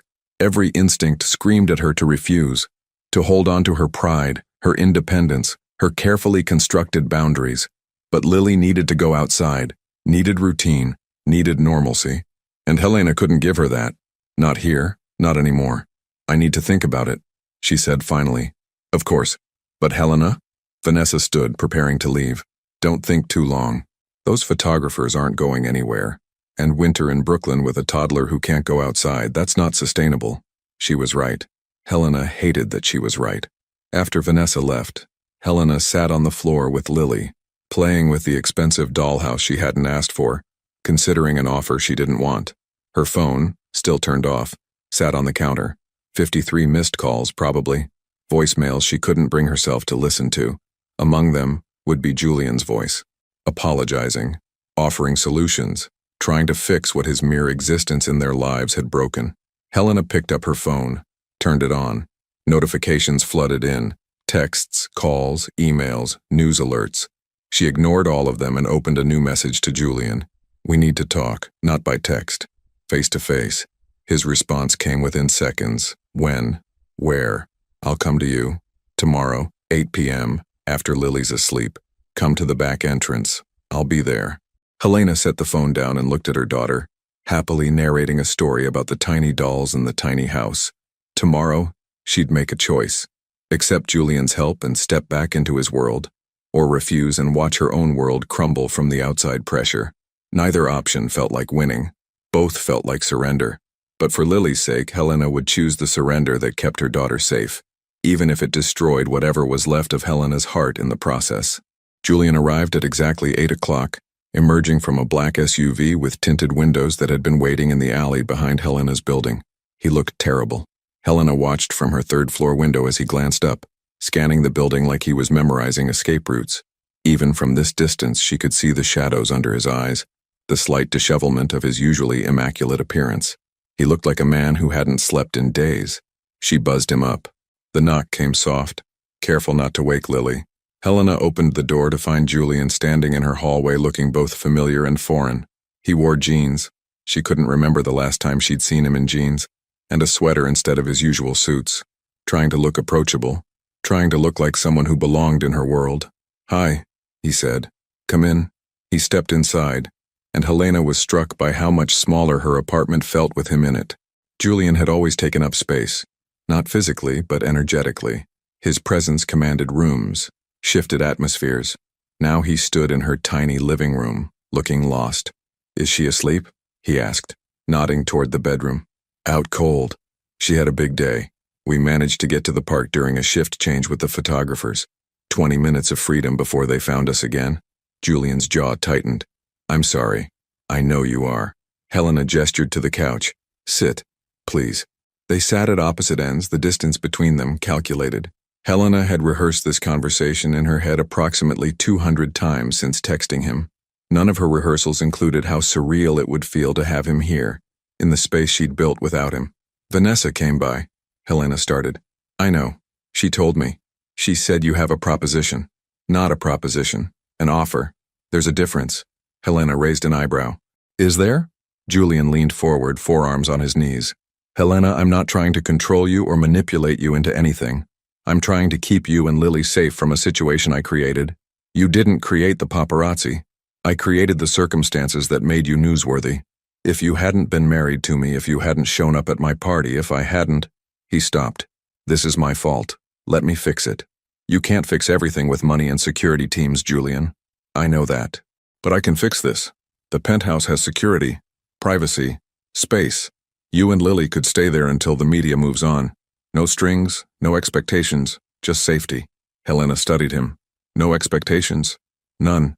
So we'd just be house guests, temporarily displaced refugees from our own lives. If that's how you need to frame it, yes. And what about you? Would you still be living there?" Julian hesitated.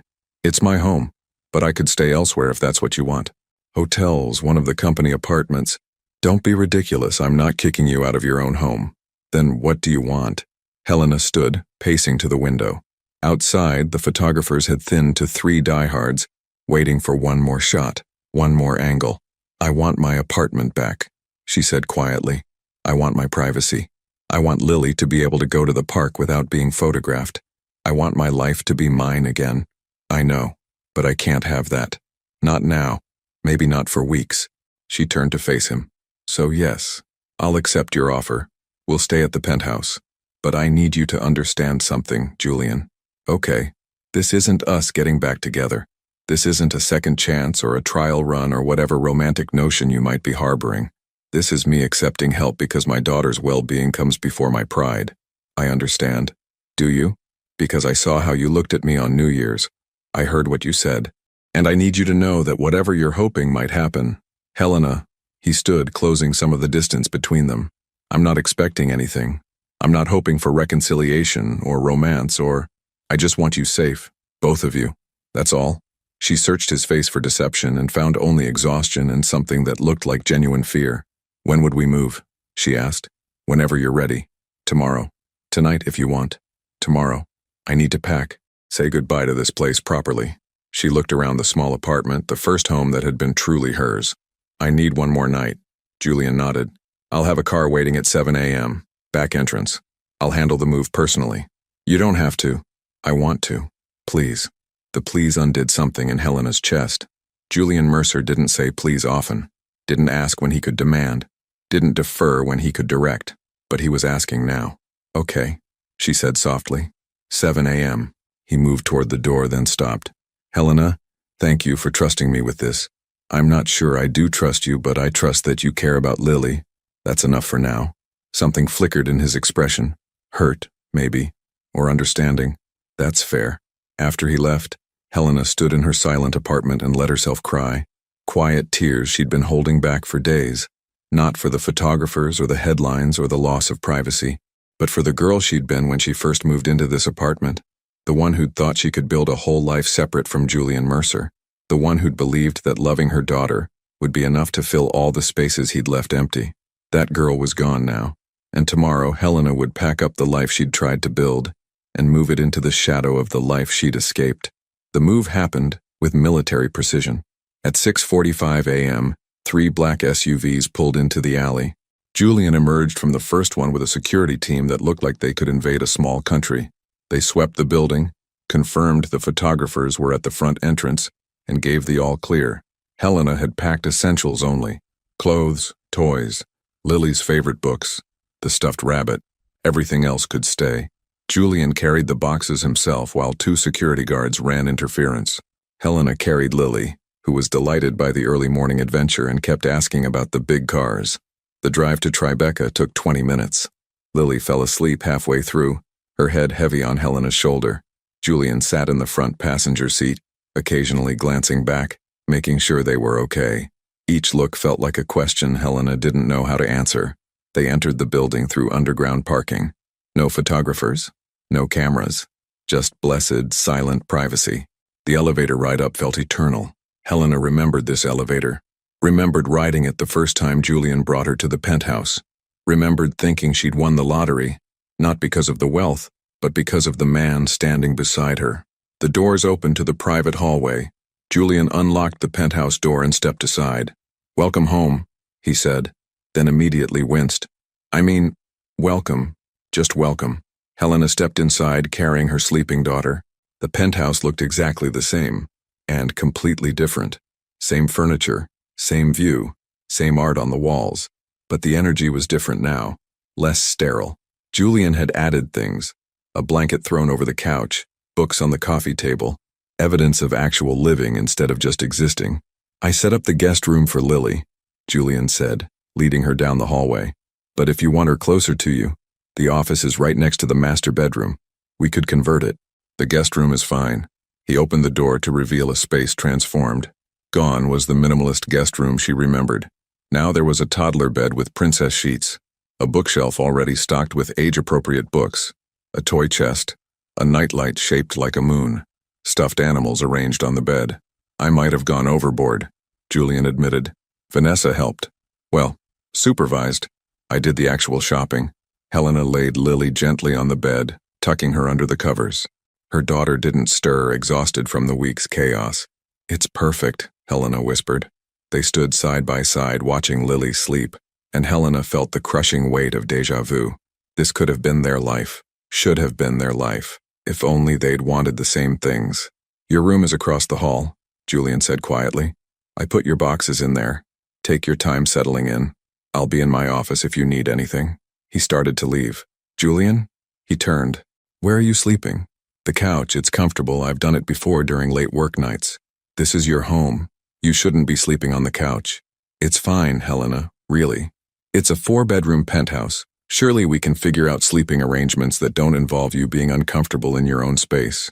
Julian's expression was unreadable. "What are you suggesting?" "I'm suggesting you sleep in your own bed. I'll take the office." "Absolutely not. Then we share the space like adults. You take the master bedroom.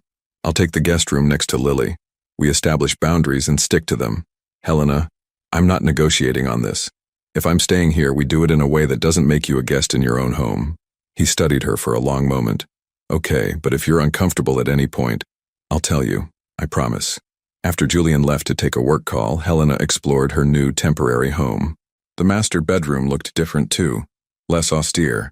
Photos on the nightstand, one of Julian and Vanessa as children, one of his late mother. No photos of Helena. She didn't know if that was thoughtful or painful. The kitchen had been stocked with toddler-friendly foods, dinosaur nuggets in the freezer, sippy cups in the cabinet. Someone, probably Vanessa, had thought of everything. Helena made coffee and stood at the floor-to-ceiling windows overlooking Manhattan. The same view she'd loved during their marriage, the one that made her feel part of something bigger. Now it just reminded her how small she'd become in trying to escape it. "Mama?" She turned to find Lily standing in the hallway, clutching her rabbit, eyes wide as she took in the new space. "Where we are." Helena knelt down. "We're at Julian's house, baby. We're going to stay here for a little while." "Why? How did you explain media circuses to a 17-month-old? "Because it's safer here. And because Julian wanted us to visit." "Julian nice man?" Helena's throat tightened. "Yes, baby. Julian is a nice man." "Okay." Lily seemed satisfied with this. Lily hungry. Normal. Routine. The simple needs that anchored everything else. Helena made breakfast. Eggs and toast and apple slices. Lily ate at the kitchen island, swinging her legs and chattering about the big house and the pretty lights. Julian emerged from his office around 9, drawn by the sound of Lily's voice. Good morning, he said, hovering in the kitchen doorway like he needed permission to enter. Morning, Helena replied. Lily looked up, mouth full of eggs. Hi, Julian. Lily at your house. His whole face transformed. Hi, Lily. Do you like your room? Have princess bed. I know. Do you like princesses? Lily nodded enthusiastically. Then, without warning, she held out a piece of toast. You want? Julian looked at the slightly soggy toast like it was a crown jewel. Thank you. He took a small bite. Delicious. Lily beamed. Helena watched this exchange, her daughter offering food, this man accepting it with reverence, and felt something crack in her carefully maintained defenses. This was what she'd wanted to avoid. This domesticity, this glimpse of what could have been. But it was also what Lily deserved. A father who showed up, who tried, who looked at her like she'd hung the stars. I need to work, Helena said abruptly. Do you have somewhere I can set up my laptop? My office, I'll work from the dining table. You don't have to. Helena, please let me help, even in small ways. She nodded, not trusting her voice. The day passed in careful choreography. Julian working at the dining table, Helena in the office, Lily playing between them, creating bridges neither adult knew how to cross. Lunch was awkward. Dinner was worse. They moved around each other like dancers who'd forgotten the steps, muscle memory fighting with current reality. By the time Lily's bedtime arrived, Helena was exhausted from the effort of maintaining boundaries. She gave Lily a bath in the massive guest bathroom, reading 3 stories, singing 2 lullabies. Lily fought sleep like always, asking for water, then her rabbit, then one more story. Finally, her eyes closed. Helena crept out of the room to find Julian sitting in the hallway, his back against the wall. How long have you been there? She asked. Since the 3rd story. I wanted to hear you read to her. Is that weird? A little. But also, Helena slid down the wall to sit beside him. Also kind of sweet. They sat in silence, shoulders almost touching. Thank you for this, Helena said finally. For all of it. The room, the food, the security. I know I'm not making it easy. You don't have to make it easy, you just have to be here. It's strange being back. I know. I keep expecting to see my things, my books, my plants, all the pieces of me that used to be here. I kept some of them, Julian admitted quietly. In storage. I couldn't bring myself to donate everything. There's a box in the basement. Your favorite coffee mug. That hideous throw blanket you loved. Some books. I thought maybe someday. He stopped. Helena's heart was hammering. Someday what? Someday you'd want them back. Or I'd be brave enough to throw them away. Neither happened. She didn't know what to say to that. They sat in the hallway outside their daughter's room. 2 people who'd loved each other, and lost each other, and now found themselves in this strange liminal space between past and future. I miss you, Julian said into the silence. I know I'm not supposed to say that. I know we're not doing this. But sitting here with you in this house with our daughter sleeping in the next room, I miss you, I miss us. Helena closed her eyes. Julian, I know it's not fair. I know you're only here because you have to be. But I need you to know anyway. Because maybe if I say it out loud, I can stop carrying it around like a secret. I miss you too, Helena whispered. That's what makes this so hard. I spent 2 years trying to stop missing you. Building a life where missing you wasn't the loudest feeling in every room. And now I'm here and it's like no time passed at all. What if that means something? It means we loved each other. Past tense. It doesn't mean we're good for each other. Are you sure? Helena turned to look at him. In the dim hallway light, he looked younger, vulnerable, like the man who'd proposed to her in a restaurant in Paris. So nervous he'd almost dropped the ring. No, she admitted. I'm not sure of anything anymore. Julian reached for her hand. Helena let him take it. They sat there holding hands in the hallway like teenagers, while their daughter slept and the city glittered outside, and the future waited with the patience of something inevitable. Neither of them moved. Neither of them let go. And for the first time in 2 years, Helena let herself wonder if maybe, just maybe, some broken things could be mended after all. 3 weeks of living together had created a rhythm Helena hadn't expected. Julian worked from home more often now. His office door open so he could hear Lily's laughter echoing through the penthouse. He'd learned her schedule. Nap at 11:30, snack at 3, bath at 6:30. He'd mastered the art of making dinosaur-shaped pancakes and could recite Goodnight Moon from memory. He was becoming a father, and Helena was terrified of how much she loved watching it happen. It was a Tuesday morning when everything shifted. Helena sat at the kitchen island working on a marketing proposal, while Lily built an elaborate tower of blocks on the living room floor. Julian was on a conference call in his office, his voice a low murmur through the partially open door. Domestic, peaceful, almost perfect. The elevator chimed. Helena looked up, confused.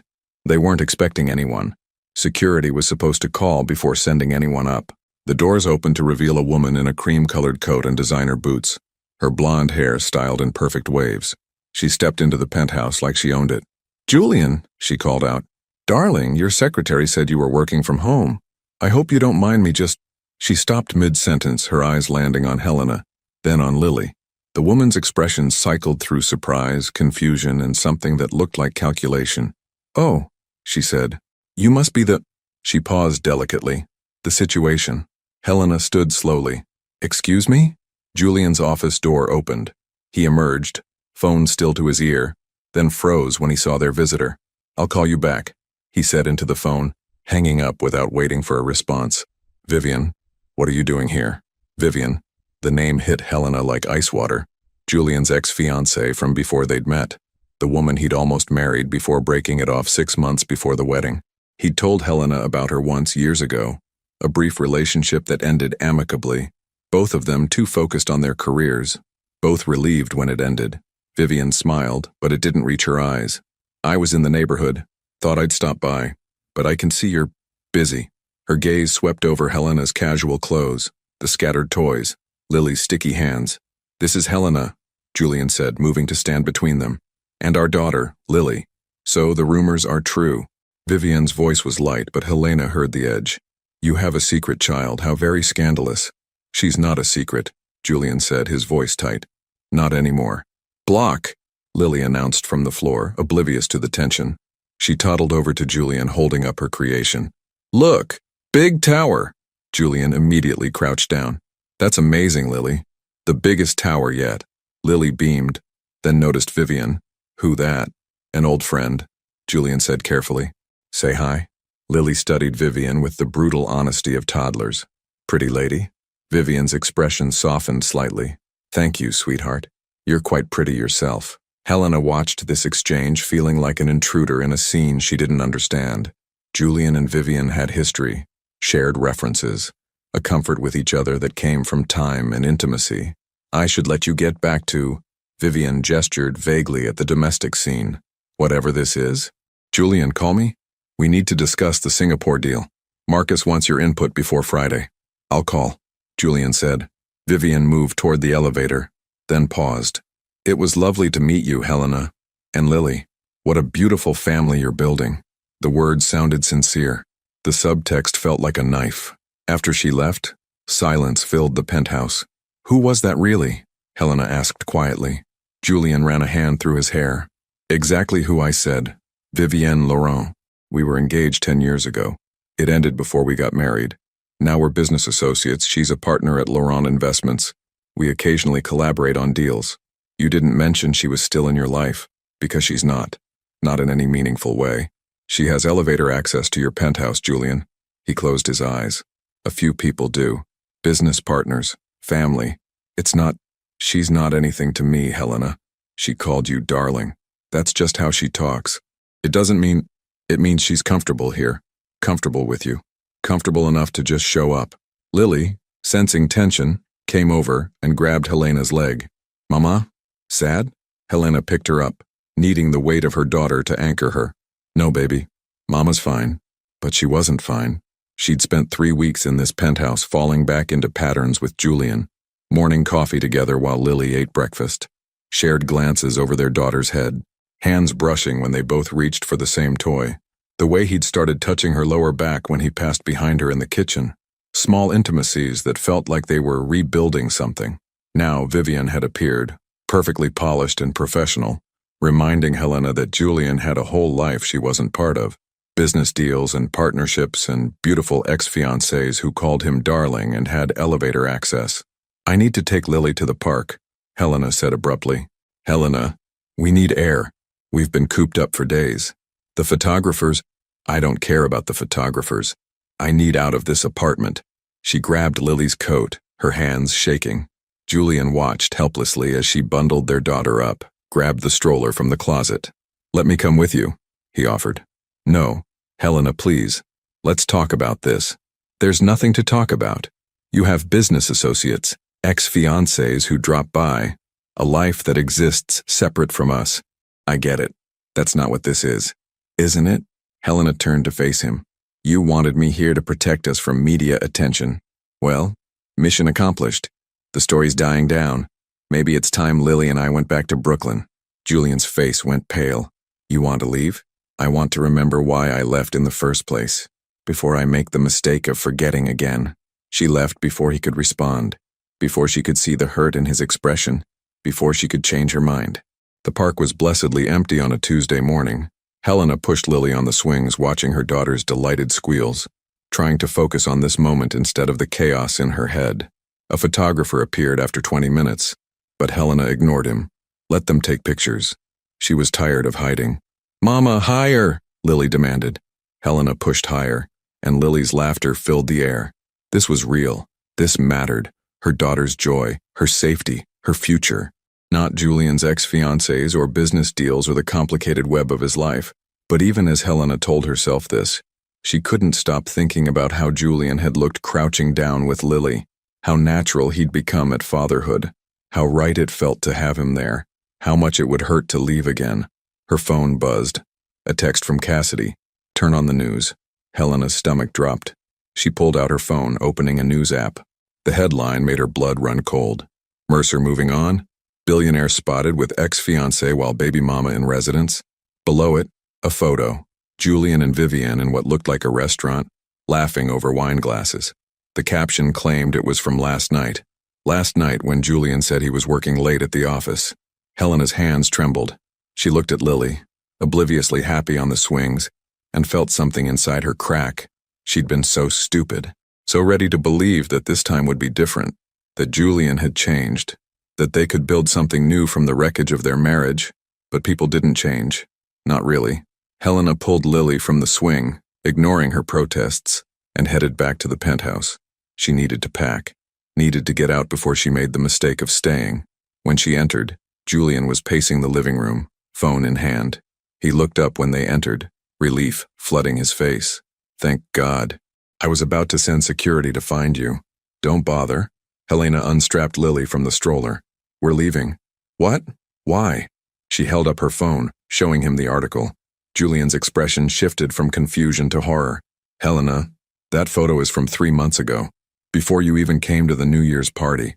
Someone's running old photos to create a story that doesn't exist. How convenient." "It's true. I can prove it. Look at my calendar. Last night I was here, all night, working in my office while you put Lily to bed. You saw me." Helena wanted to believe him, but the photo looked so recent, so real. "Vivienne called you darling," she said, her voice breaking. "She has elevator access. She shows up uninvited. And now there are photos of you together looking very cozy. What am I supposed to think? You're supposed to trust me." "Trust you? Julian, you kept me at arm's length for our entire marriage. You wouldn't even consider having children with me. Now you expect me to believe you've changed, that this," she gestured at the penthouse, at their situation, "is real and not just guilt or obligation." "It's not guilt. It's not obligation. It's—" He stopped, frustrated. "I'm trying to show you that I've changed, that I want this, want you, want our family, want or need, because there's a difference. You need to assuage your guilt about Lily. You need to fix the mess the media created. But do you actually want this life, or do you want the idea of it?" Julian stared at her.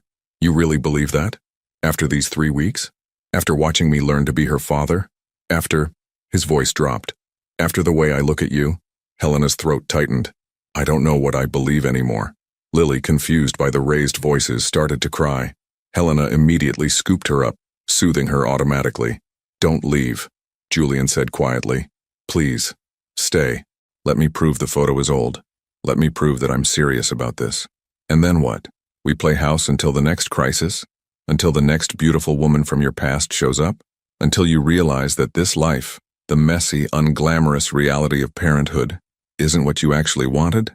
That won't happen. You can't promise that." "Yes, I can. Because I love you. The words hung in the air between them. Helena felt tears streaming down her face. Don't say that unless you mean it. Unless you're absolutely sure. Julian crossed the distance between them, careful not to crowd them, careful not to presume.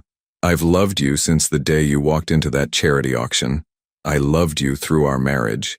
I loved you when you left. I loved you every day of the 2 years we were apart. And I love you now, standing here with our daughter, terrified that you're going to walk out that door and I'll lose you both. You didn't fight for us before. I was an idiot before. I was scared and proud and convinced that admitting I was wrong meant admitting weakness. But I'm done being scared. I'm done pretending I don't need you. I need you, Helena.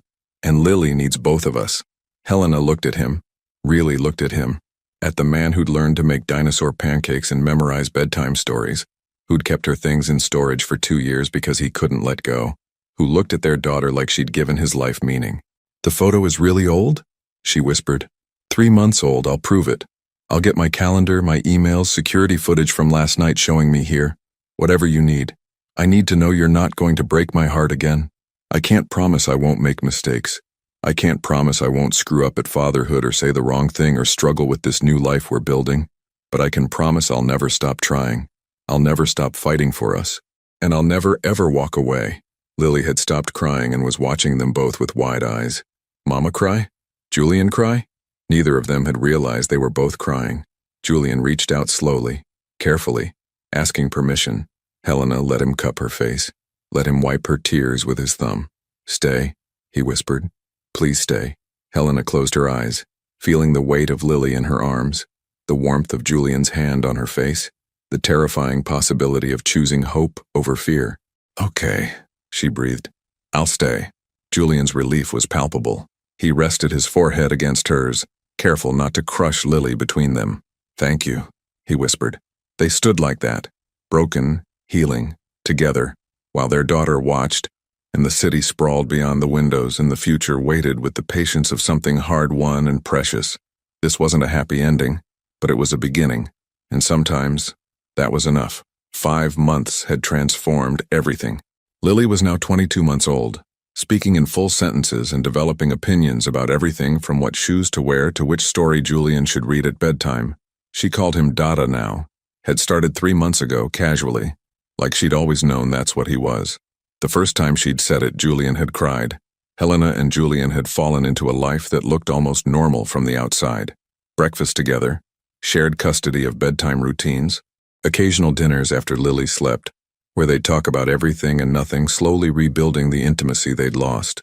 They hadn't kissed, hadn't crossed that line, but the wanting was there, in every look, every accidental touch, every moment alone when the air between them felt charged with possibility.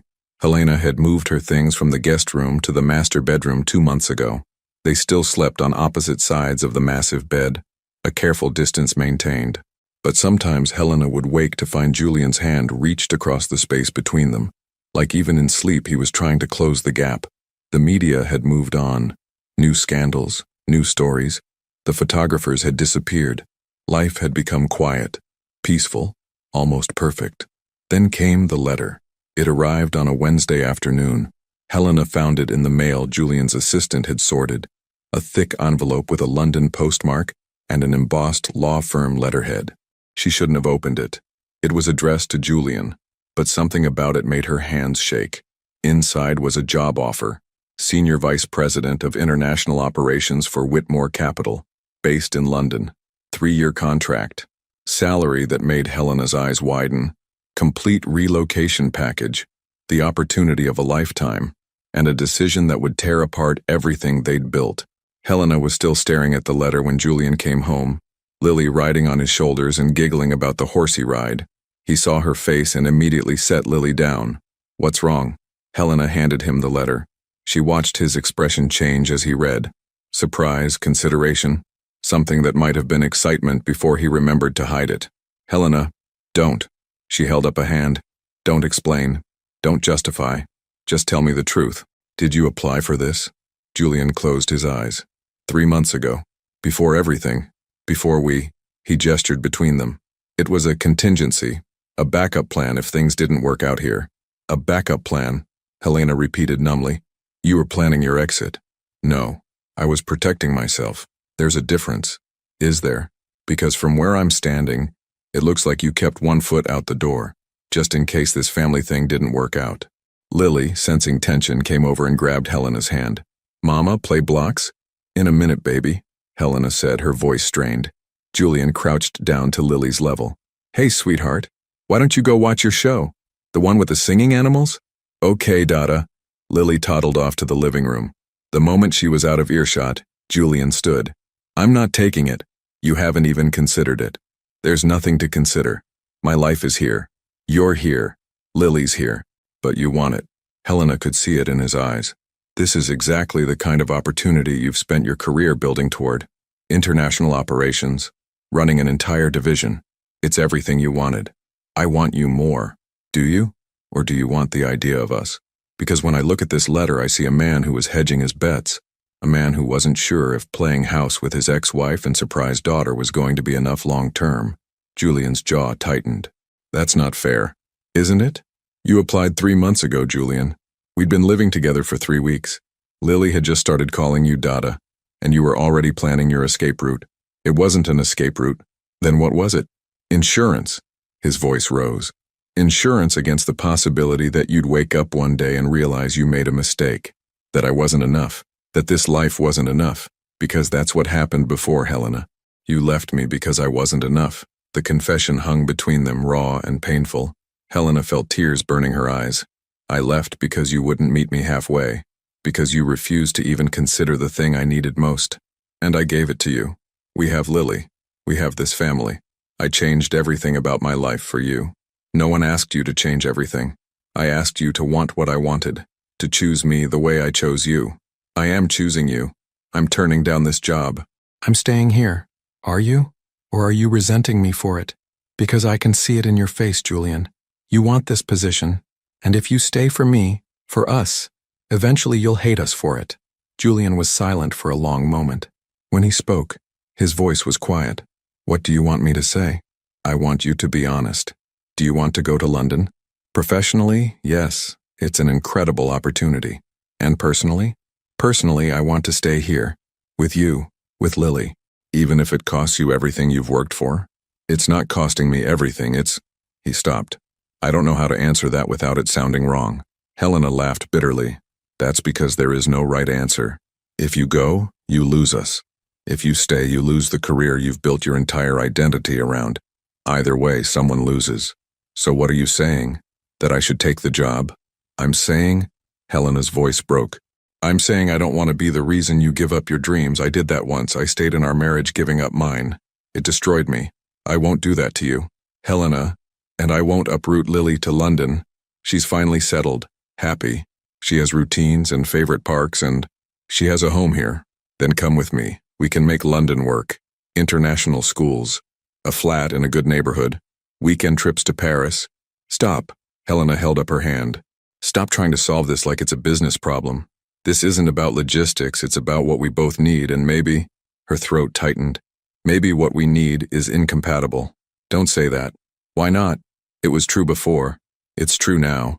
You need growth and challenge and new horizons. I need stability and roots and a place Lily can call home. Those aren't the same things. Julian's face was anguished. 5 months ago you agreed to stay. You said you'd give us a chance. I did. And it's been beautiful, watching you with Lily. Building this life together. But this letter, it's a reminder that we're still the same people we were before. You're still the man who can't sit still, who needs the next big thing. And I'm still the woman who wants a home more than an adventure. That's not fair. You're reducing our entire relationship to what? To the fundamental incompatibility that ended our marriage in the first place. Helena wiped her eyes. We've been living in a bubble, Julian. Protected by security and domestic routines and the novelty of being a family, but reality was always going to come back, and here it is. From the living room came the sounds of Lily's show, cheerful songs about friendship and sharing, the soundtrack to a childhood neither of them wanted to disrupt. I don't accept that, Julian said finally. I don't accept that we're doomed to repeat the same patterns. People change, circumstances change. I've changed. Have you? Or have you just been on your best behavior because it was new and exciting and you felt guilty? The accusation hit hard. Helena could see it in Julian's flinch. That's what you really think? His voice was rough. That this has all been performance, that I don't actually love being Lily's father, that I don't actually love. He stopped. Say it, Helena challenged. If you mean it, say it. I love you. Julian's voice was fierce. I love you more than any job or opportunity or career advancement. I love you more than London or New York or anywhere else in the world. And I'm not taking that position because losing you again would destroy me. Helena's tears were falling freely now. And what happens in 6 months? A year? When another opportunity comes? When you start feeling restless and confined? When you look at Lily and me and see the life you gave up instead of the life you chose? That won't happen. You can't promise that. Yes, I can. Julian closed the distance between them, his hands framing her face. Because I already lived without you. For 2 years I woke up every morning in an empty penthouse and pretended I was fine. I threw myself into work and told myself that career success was enough. And it was a lie, Helena. Every single day was a lie. Julian, I'm not saying I won't have moments of wondering what if. I'm not saying I'll never be tempted by another opportunity. But I am saying that no job, no position, no amount of professional success is worth losing you. Either of you. Helena wanted to believe him, wanted to surrender to the certainty in his voice. But she'd believed him before, had trusted that love would be enough. It hadn't been. I need time, she said finally, to think, to figure out what's best for Lily. What about what's best for you? They're the same thing. They have to be. Julian's hands dropped from her face. How much time? I don't know, a few days, a week. Helena, the offer expires in 2 weeks. I need to give them an answer. Then give them one. This is your decision, Julian, not mine. I won't be responsible for you choosing between us and your career. That's on you. She turned and walked toward the bedroom, needing distance, needing air. Behind her, she heard Julian's voice, quiet and broken. What if I choose wrong? Helena stopped but didn't turn around. Then we'll both have to live with it. She closed the bedroom door and leaned against it, listening to the sounds of her daughter laughing at animated animals, while the man she loved stood on the other side of the wood, holding an offer that could give him everything except the 2 people who'd become his whole world. And Helena had no idea which choice would break them, or if they were already broken beyond repair. 3 days passed in careful silence. Julian worked. Helena worked. They coordinated around Lily like dance partners who'd forgotten the choreography, moving through routines with mechanical precision. They hadn't discussed the letter, hadn't mentioned London, but it sat between them like a third presence, heavy and unavoidable. On the 4th day, Helena came home from a rare lunch meeting to find the penthouse empty, a note on the kitchen counter in Julian's handwriting. Took Lily to the park, back by 4. Helena checked her watch. 3:30. She made tea and stood at the windows watching the city.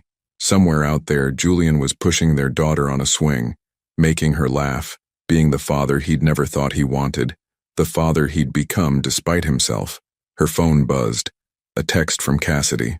Have you decided? Helena had told her friend about the offer, about the impossible choice. Cassidy's advice had been simple. What does your gut tell you? Her gut told her she was terrified, of losing Julian, of holding him back, of making the wrong choice for Lily, of loving someone so much it could destroy her again. The elevator chimed. Julian and Lily emerged, both wind-blown and pink-cheeked from the cold. Lily was chattering about ducks and slides, and a dog named Chester who'd licked her hand. Mama! She ran to Helena, arms up. Helena scooped her up, breathing in the scent of outdoors and childhood. Did you have fun, baby? So much fun! Dada pushed me really high. Did he? Helena met Julian's eyes over their daughter's head. He looked exhausted, like he hadn't slept in days. Bath time? Helena suggested to Lily. Bubbles? So many bubbles. While Helena bathed Lily, she could hear Julian moving around the penthouse, opening cabinets, making dinner probably, falling into the domestic patterns they'd established over 5 months of building a life together, a life that might be ending. After Lily was clean and pajama-clad, Helena carried her to the living room. Julian had set out dinner, chicken nuggets for Lily, pasta for the adults. They ate in near silence, with only Lily's constant narration filling the spaces. After dinner, Julian read bedtime stories while Helena cleaned up. She could hear his voice through the partially open door, gentle, patient, perfect. When he emerged, Lily was asleep. Julian found Helena on the couch, staring at nothing. Can we talk? He asked quietly. I don't know what else there is to say. There's this. He pulled an envelope from his pocket. Not the offer letter. Something else. Helena took it, confused. Inside was a single sheet of paper. A formal declination of the London position. Dated yesterday. You turned it down, she whispered. I turned it down. Julian, let me finish. He sat beside her, close but not touching. I spent 3 days trying to figure out how to make this work. How to convince you to come to London. How to build a life there that would make you happy. And then I realized I was doing it again. Doing what? Trying to solve the problem instead of listening to what you need. You need stability. Lily needs stability. And I need, he paused. I need to stop running toward the next thing and start appreciating what I have. You'll resent me. No, I'll resent myself if I lose you again. This job, it's not worth that price. Helena's eyes filled with tears. You can't give up your dreams for me. I'm not. I'm realizing my dreams changed. 5 months ago, London would have been everything I wanted. But now, he gestured at the penthouse, at the bedroom where their daughter slept. This is everything. You, Lily, pancakes on Saturday mornings, bedtime stories, fighting about whose turn it is to do the dishes. This is what I want. Today. But what about tomorrow? Next month? Next year? I can't promise I'll never be tempted by another opportunity, but I can promise I'll never make that choice without us making it together.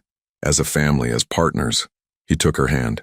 I've spent my entire adult life convinced that admitting I needed someone made me weak. But you know what's actually weak? Running away because I'm scared of being vulnerable. I'm done running, Helena.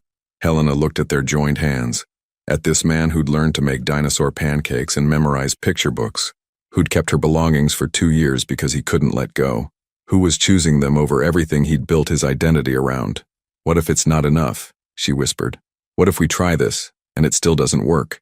Then at least we'll know we tried. Really tried. Not like before, when we were both too proud and too scared to fight for it. This time, we fight. I'm terrified. So am I.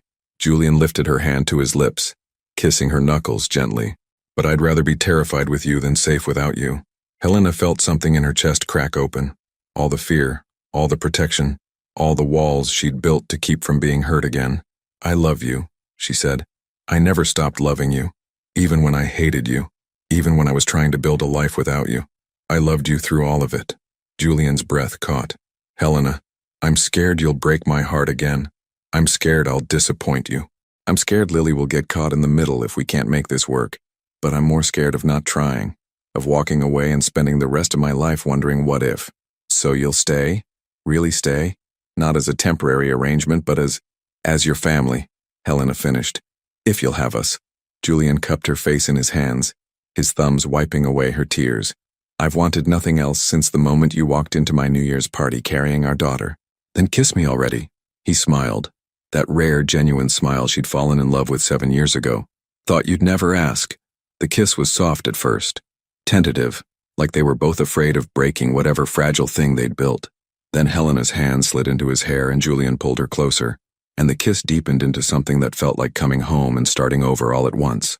When they finally broke apart, both breathing hard, Julian rested his forehead against hers. Marry me, he whispered. Helena laughed through her tears. We're already married. Then marry me again. Renew our vows. Let me stand in front of everyone and promise to choose you every single day. Promise to be the partner you deserve, the father Lily deserves. You already are those things. Then let me make it official. Let me prove I mean it. Helena pulled back to look at him. Really look at him. At the man he'd been and the man he'd become and the man he was still becoming. Ask me in 6 months, she said finally. After we've lived this. After we've fought and made up and figured out how to actually be a family. Then ask me. Julian smiled. Is that a maybe? It's a probably yes. But I want to earn it. We both do. Deal. He kissed her again, softer this time. 6 months. 6 months, Helena agreed. They sat together on the couch where they'd had so many careful conversations, where they'd maintained so much distance. Now Helena was tucked into Julian's side, his arm around her shoulders, both of them watching the city lights through floor-to-ceiling windows. What do we tell Lily? Julian asked. The truth, that Mama and Dada love each other, that we're a family. She'll have questions. She's 22 months old.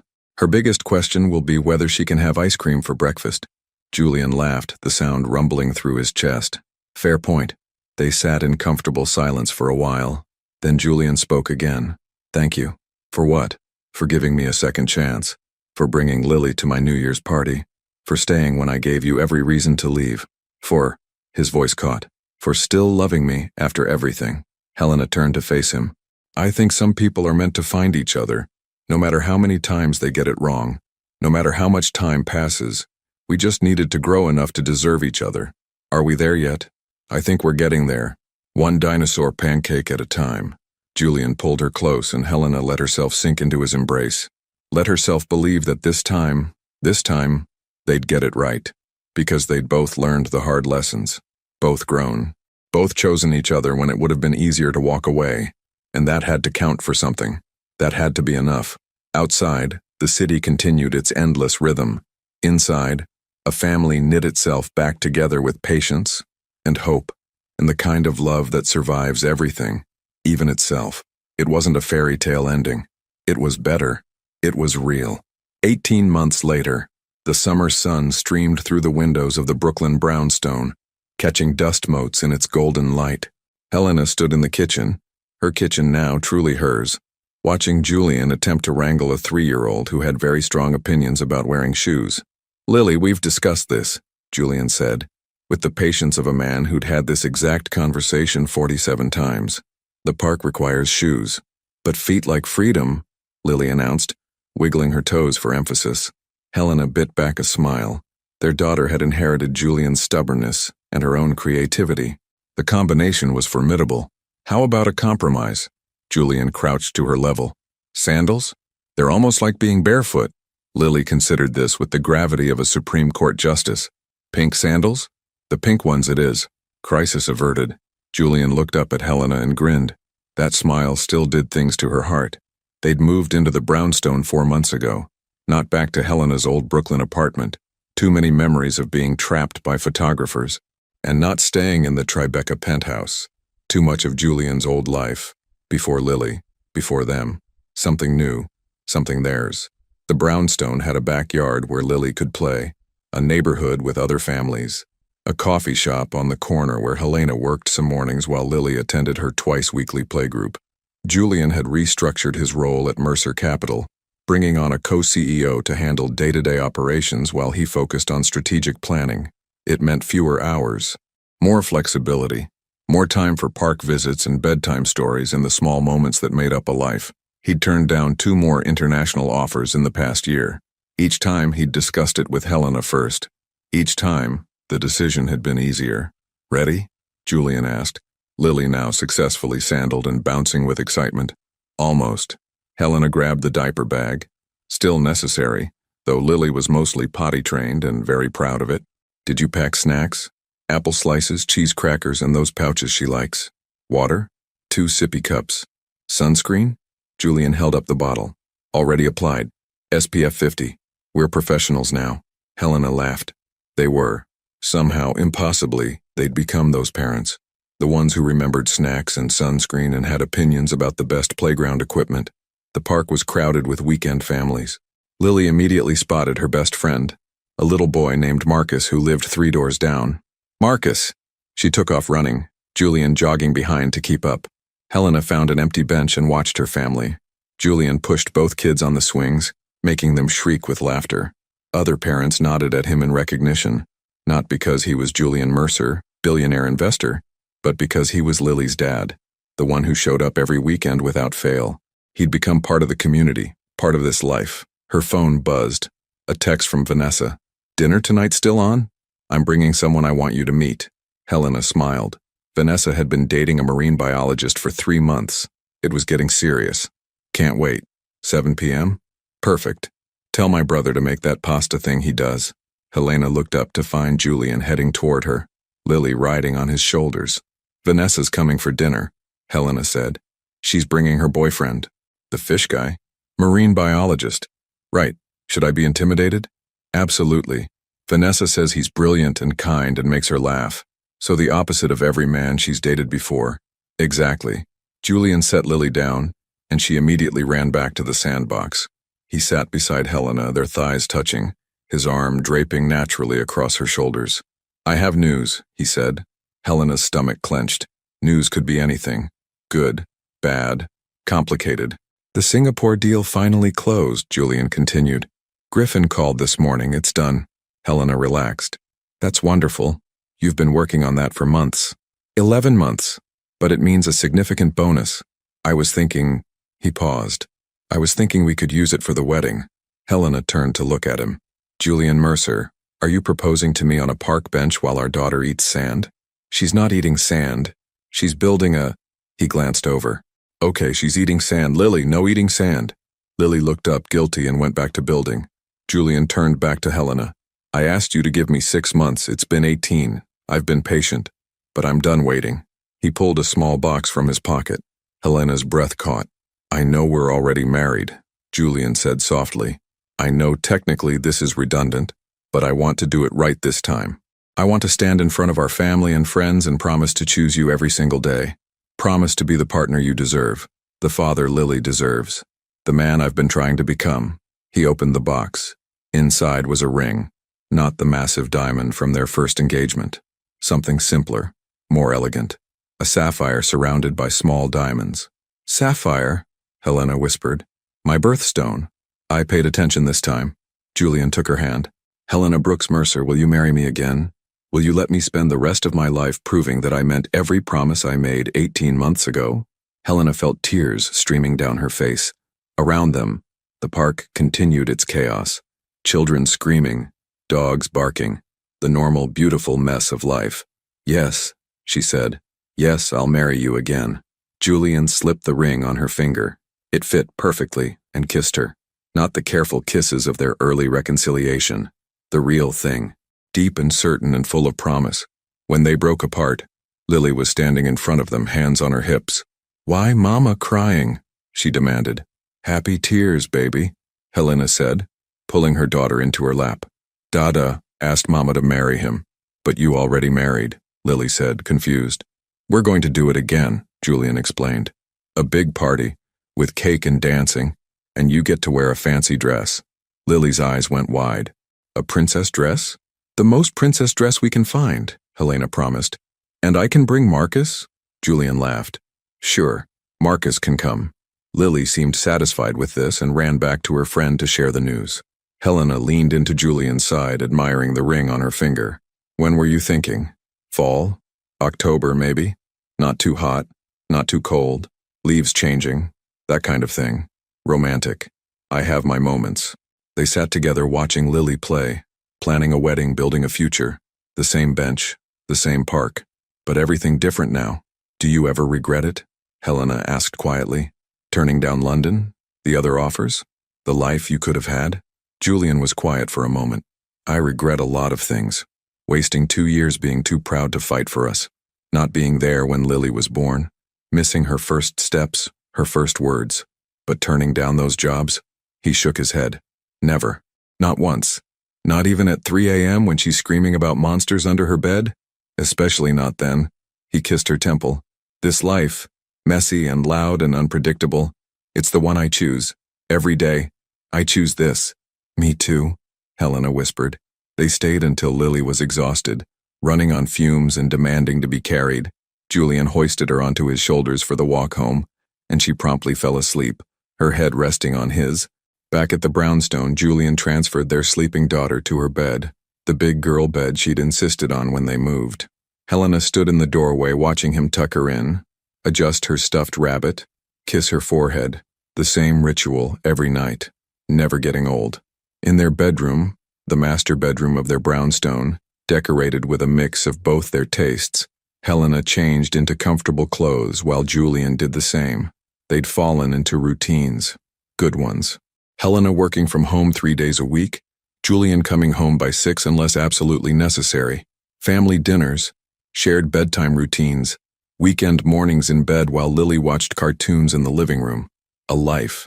Later, after dinner with Vanessa and her very nice marine biologist, after the dishes were done and Lily's lunch was packed for tomorrow's playgroup, Helena and Julian sat on the couch with glasses of wine.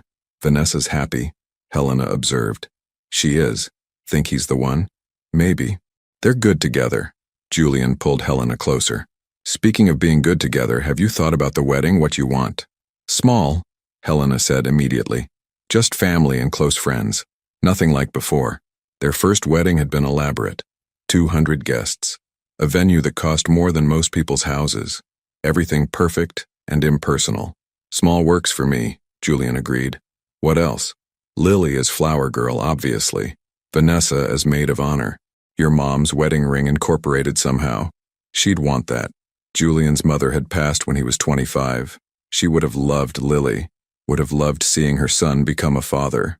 I like that, he said softly.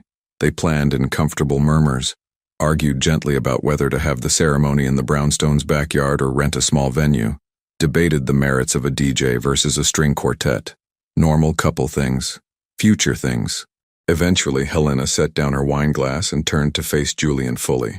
Can I ask you something? Anything. Do you think we would have made it? If I hadn't gotten pregnant? If I hadn't come to your New Year's party? Julian considered this seriously. Honestly, I don't know. I like to think I would have found my way back to you eventually, but it might have taken years, decades, or I might have been too proud and stubborn to ever admit I was wrong. So Lily saved us. Lily gave us a reason to fight when it would have been easier to give up, but we saved ourselves. We did the work. We chose each other even when it was hard. Helena rested her head on his shoulder. I'm glad we got a second chance. Me too. Julian kissed the top of her head. Though I'm planning to spend the rest of my life making sure we don't need a third. Deal. They sat in the quiet of their home, their real home, built on honesty and compromise and the kind of love that survives its own destruction. Outside, Brooklyn hummed with evening life. Inside, their daughter slept peacefully, dreaming whatever 3-year-olds dream. And upstairs, in Helena's jewelry box, sat 2 rings. The original engagement ring from 7 years ago, kept not for its value but for what it represented, the beginning of something. And the new ring, sapphire and diamonds, representing something even more precious, a second beginning, a choice made with full knowledge of the cost and the reward, a promise that this time they'd get it right, not because they were perfect, but because they'd learned that love isn't about being perfect. It's about showing up, choosing each other, fighting for what matters. And they were both finally brave enough to do exactly that. 3 years later, Helena stood in the backyard of their brownstone watching Julian push their daughter, now 6 years old and starting first grade in 2 weeks, on the swing set he'd installed last spring. Higher, Dada, higher. Any higher and you'll fly away, Julian called back, but he pushed higher anyway. In Helena's arms, a different child shifted, their son Thomas, 8 months old, and fighting sleep with the same determination his sister had shown at that age. He had Julian's eyes. Lily had Helena's.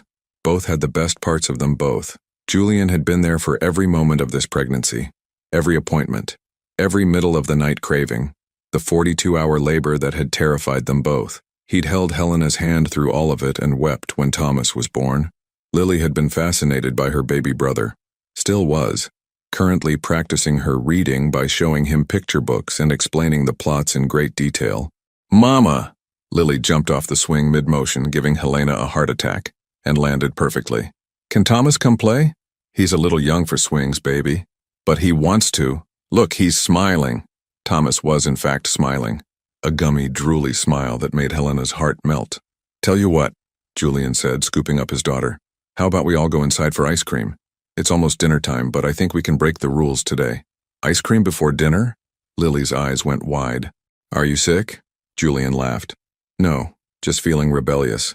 Inside, they made a mess of the kitchen with ice cream and toppings. Thomas watched from his high chair, fascinated by the chaos. Lily told elaborate stories about her upcoming first day of school while simultaneously dripping chocolate sauce on the counter. Normal, messy, perfect. After ice cream, after baths, after 2 stories and 3 songs and 4 requests for water, both children were finally asleep. Helena and Julian collapsed onto the couch in their living room, the same couch where they'd sat 18 months ago planning their wedding, where they'd sat countless times since, making decisions, having conversations, building their life together. I talked to my doctor today, Helena said. Julian tensed slightly. Everything okay? Everything's fine, but she asked about our family planning, whether we wanted more kids. And what did you say? Helena turned to look at him. I said I needed to talk to my husband first. What do you think? Julian was quiet for a moment. Honestly, I think 2 is perfect. I think our family is complete. But if you want more, I don't, Helena said quickly. 2 is perfect. This is perfect. Yeah? Julian pulled her close. No regrets. Not a single one. And it was true. The life they'd built, noisy and chaotic and nothing like what either of them had planned, was exactly right. Helena thought about the woman she'd been 7 years ago, walking into a charity auction in a green dress, meeting a man who would break her heart and give her everything all at once. If she could go back and tell that woman what was coming, the love, the loss, the separation, the secret pregnancy, the reconciliation, would she change anything? No, because all of it, every painful, beautiful, impossible moment, had led here, to this couch, this home, this family, to the man beside her who'd learned that strength wasn't about never needing anyone. It was about being brave enough to need the right person, and to their children, sleeping upstairs, proof that some broken things could be mended, that second chances were real, that love, when fought for, could survive anything, even itself. Julian's phone buzzed. He glanced at it and smiled. It's a photo from Vanessa. She and Eric got engaged. Helena looked at the photo, Vanessa beaming, showing off a ring, the marine biologist looking equally thrilled. She's happy, Helena said. She is. Told me she learned from watching us. Said if we could make it work after everything, she had no excuses. We're relationship goals now, that's terrifying. Julian laughed.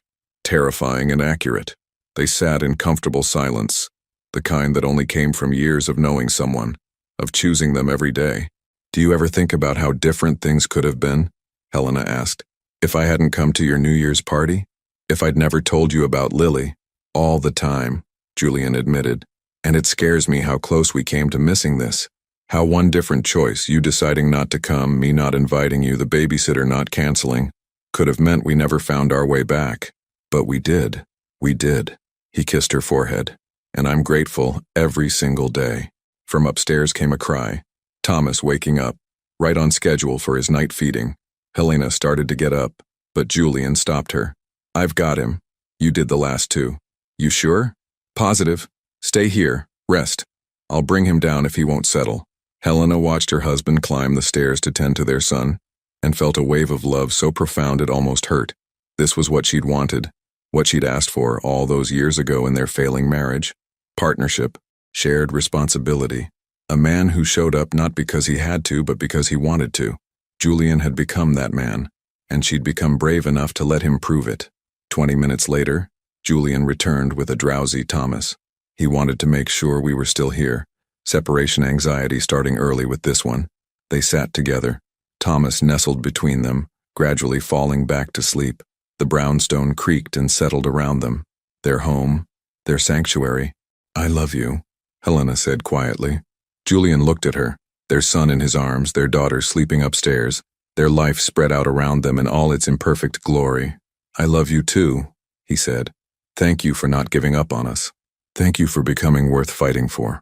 They sat there until Thomas was fully asleep, until the night grew late, until the moment felt complete. Then together they put their son back to bed, checked on their daughter one more time and retreated to their own room, to their own bed, their own life, the one they'd almost lost, the one they'd fought to rebuild, the one that proved beyond any doubt that some loves are worth the breaking, because the healing makes them stronger than they ever were before. Helena Brooks Mercer fell asleep that night the way she did every night now, wrapped in Julian's arms, their children sleeping peacefully down the hall, her heart finally, completely at peace. The silence that had once separated them had transformed into something else. Not absence, not distance, but the comfortable quiet of 2 people who no longer needed words to understand each other, who'd learned that love wasn't about never making mistakes. It was about choosing to stay and fix them together, and they had, every single day. They chose each other, and that made all the difference. Would you have had the courage to give someone a second chance after they'd broken your heart? Would you have risked everything for love, knowing it might destroy you again? Share your thoughts in the comments below. Your participation means a lot to the channel. Please share your thoughts and let us know what you think about Julian and Helena's journey. Thank you for watching. If you enjoyed the story, please subscribe to our channel and leave a comment below letting us know what you thought. Your feedback and support mean a lot to us. Stay tuned for more exciting stories.